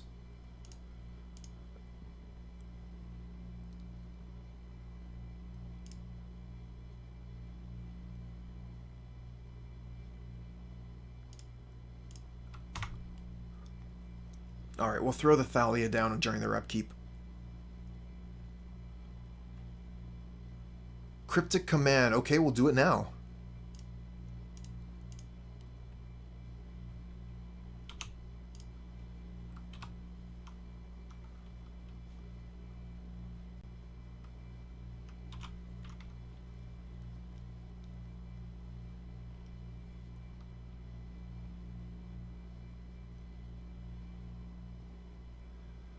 Opponent still has a lot of life to deal with.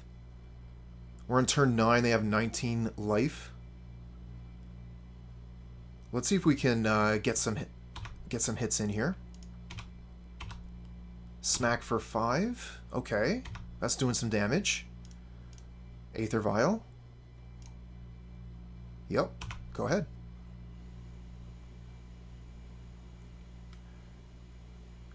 Did we lose the first game? No, this is still game 1. Destroy all creatures. Huh. Yep. So this is a Wrath deck.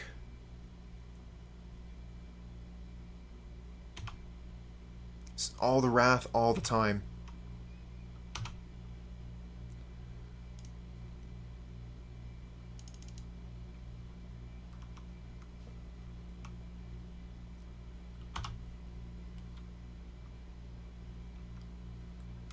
Choosing between Archon and Thalia there was actually kind of difficult. What tipped my hand was that Aether Vial is going to be able to flash the Thalia in here.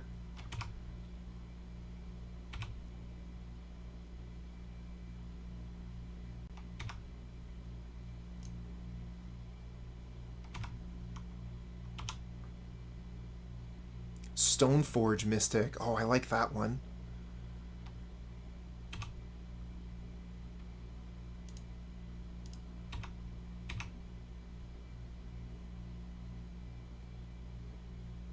Winds of Abandon, okay. We'll cast the Skyclave, get rid of the Teferi. And then we have Stoneforge Mystic off of the Aether Vial, or we can put the Thalia down. I'm leaning towards Stoneforge Mystic so we can get the equipment ready to go. Opponents from 1997. Regular time traveler over here. Wrath of God .deck.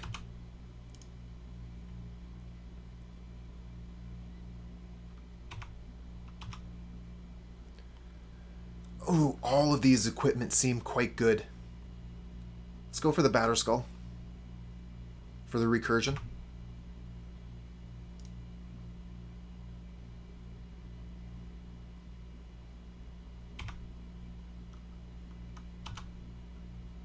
Saying no there, going to allow me to do a Thalia thing. So when they do another sweeper, I'm going to be able to put a Thalia into play. Snapcaster Mage. What can they get? They can get like Cryptic Command, Mana Leak, because most of these are sorceries. And we can Maul once they block. We don't even have to let them block, honestly. Mana Leak. Okay. Yeah, that's what I'm thinking. Do the Maul thing. Don't even bother letting them block.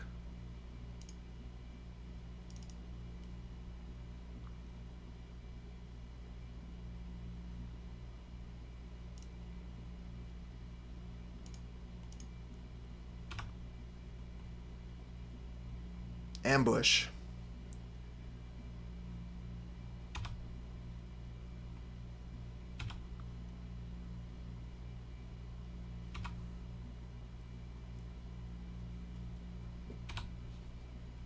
Nice Snapcaster Mage.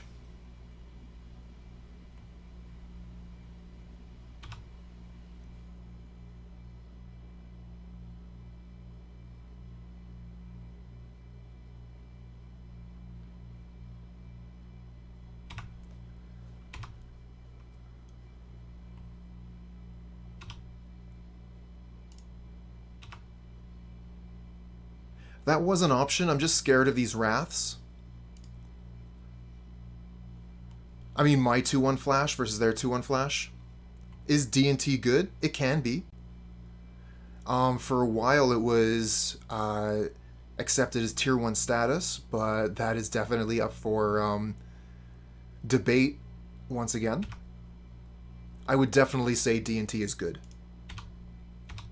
You can pick it up with confidence.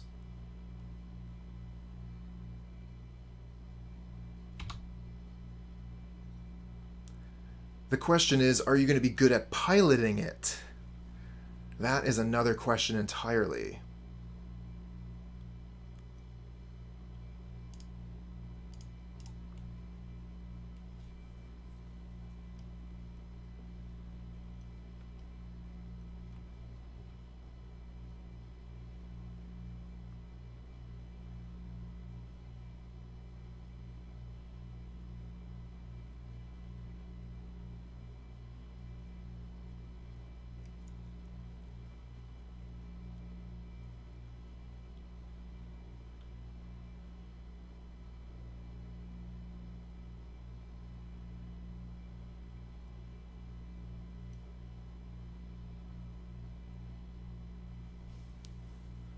Alright, 68 viewers is okay, but someone get their friend in the room.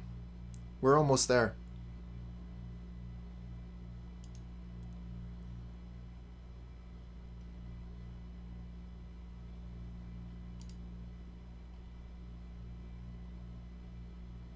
Yeah, absolutely. Agree with that, Spaz. This deck has a lot of tiny edges. Counterspell, draw card. Okay.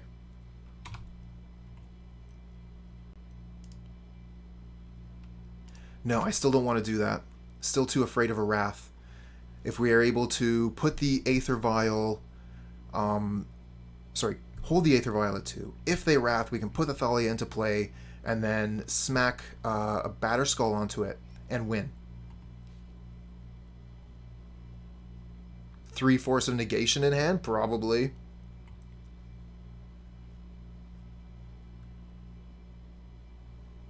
Another Snapcaster Mage. Yep, that's fine. Ooh, what if they get Timely? Timely gains life. Okay, they're going to Supreme Verdict. I think we win in this case.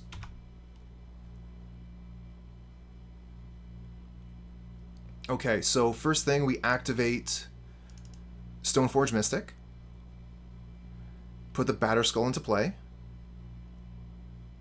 And not in response, we Violin Thalia EOT. We could path to exile something. 1, 2, 3, 4, 5. But we have the 5 lands to equip the Batterskull already. Oh shoot, that's right. They have the illusion, so we path the illusion.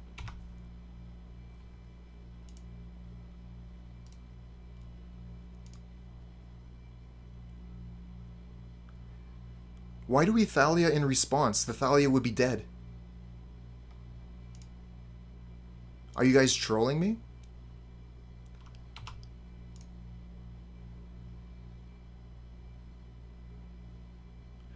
Oh, did they not have enough mana?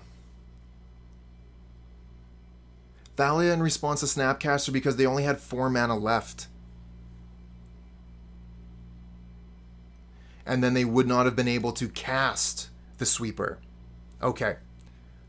I got there eventually. If they have land, we lose, and we were winning with our setup anyways. So in the end, it turned out okay.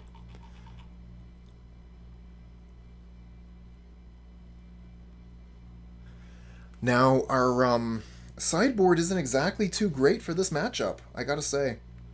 Fortunately, our main deck is decent.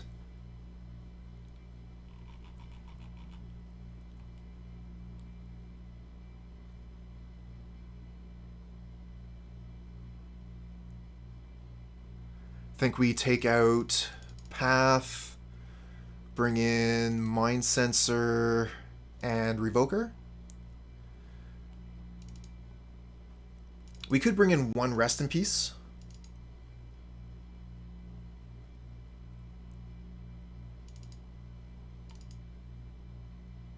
I like the Mindcensor for the flash. We'll take one other thing out so we can bring in Revoker.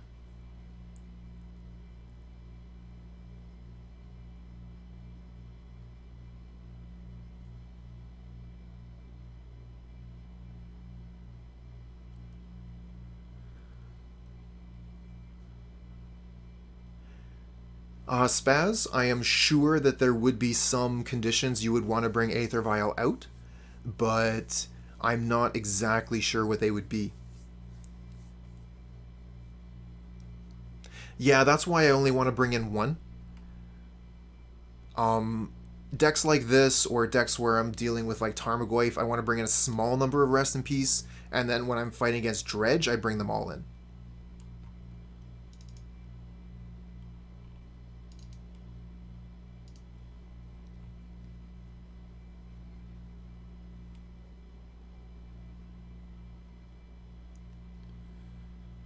Okay, not great.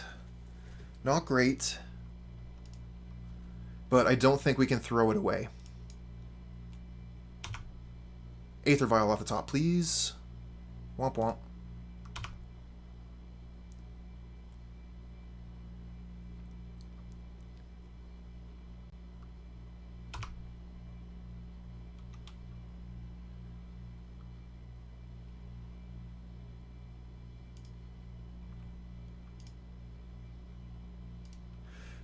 Stoneforge or Thalia. I think I'm going to go for Thalia.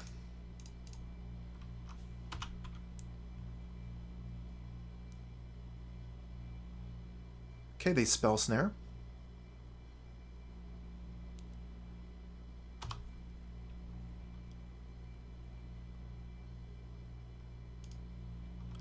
think I'm going to hold up Aven Mindcensor this turn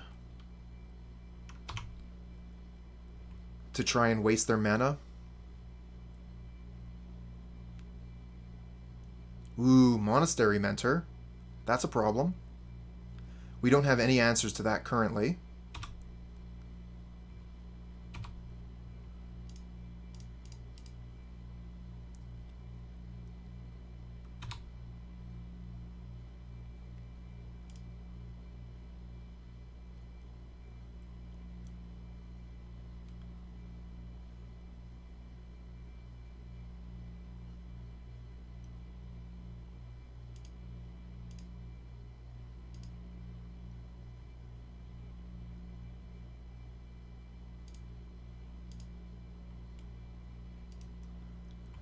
Gonna start killing their lands, so maybe they can't cast spells this way.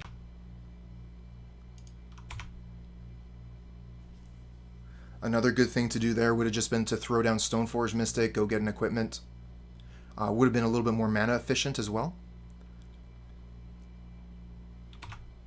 Obviously, this line would have been way better if we just had Path. No blocks.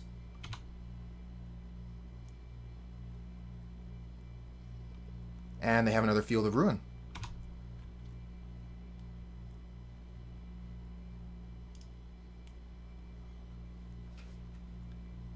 Okay, so we can pay for Stoneforge, play Stoneforge. We could Field of Ruin them, but they can pay. So I don't think we want to do that. Archon seems okay, but it's not exactly mana efficient.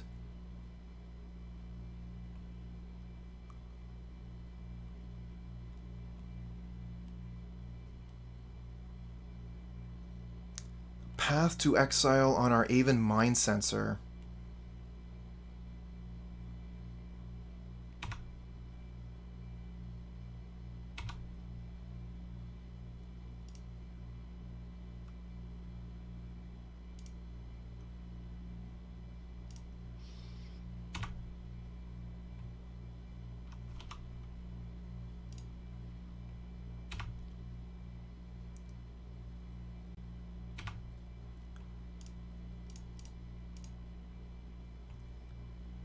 Okay, so we've already paid for the Arbiter, so we're going to throw down the Mystic and go get Batterskull.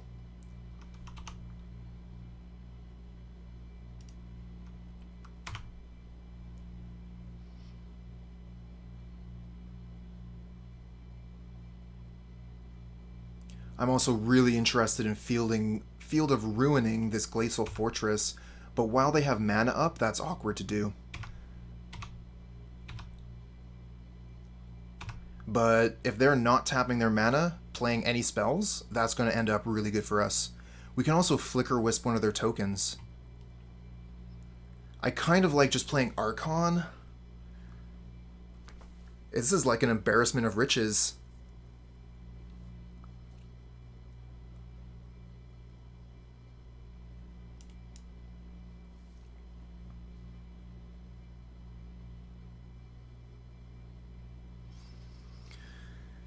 We could also flicker the Stoneforge Mystic to go get Maul.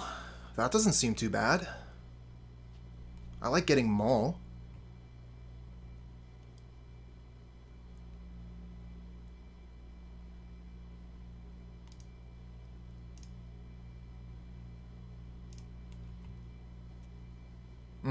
But if the Leonin Arbiter stops that. So that's not going to be too good.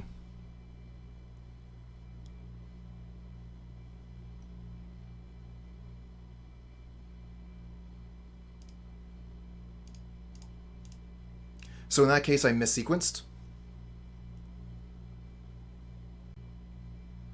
This is one of the points of tension in the deck, Stoneforge Mystic and Leonin Arbiter.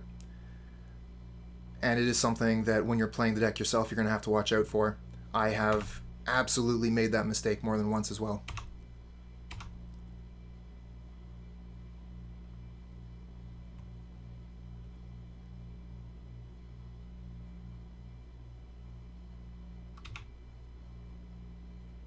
Bring it on, attack me. Come at me, I'm here.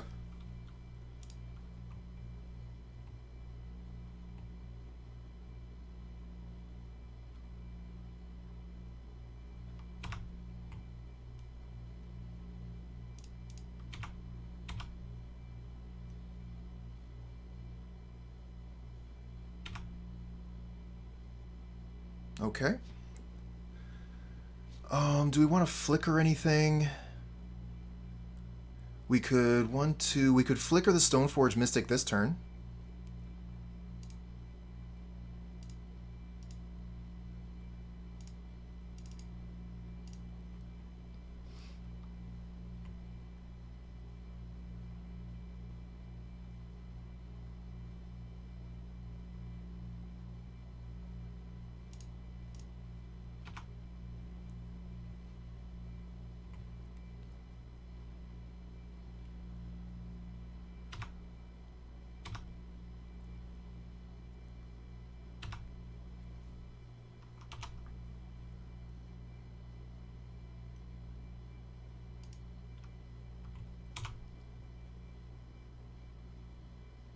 And Snapcaster Mage, so they get an extra dude.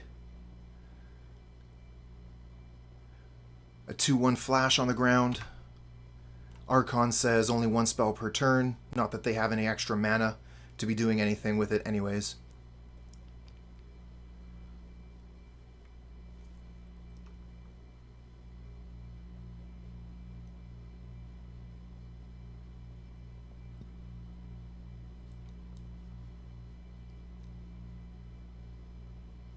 I like to think that this match is coming to a close, but we'll see if I've spoken too soon. Fielding their fortress. Yeah, that would be an interesting play. They would lose one of their colors, white or blue.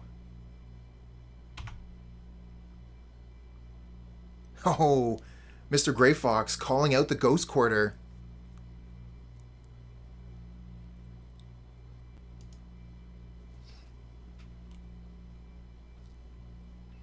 So what's your Ghost Quarter line here? We Field of Ruin the Glacial Fortress.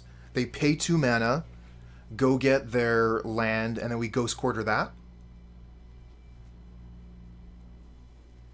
But I mean, that still just gets them basic onto basic, right? Destroy everything. But they can pay the 2 mana, so they'll still be able to replace their lands.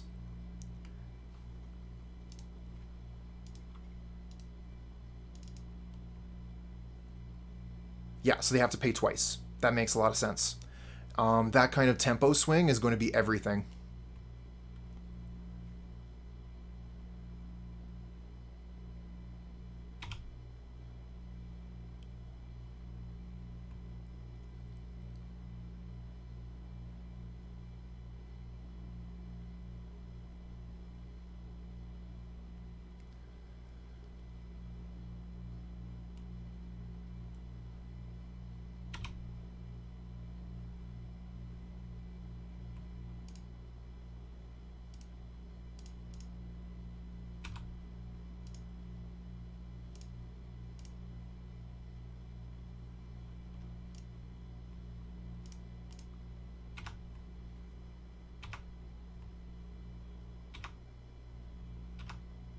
Smack. Stop on draw step. Stop on click. Okay, they conceded.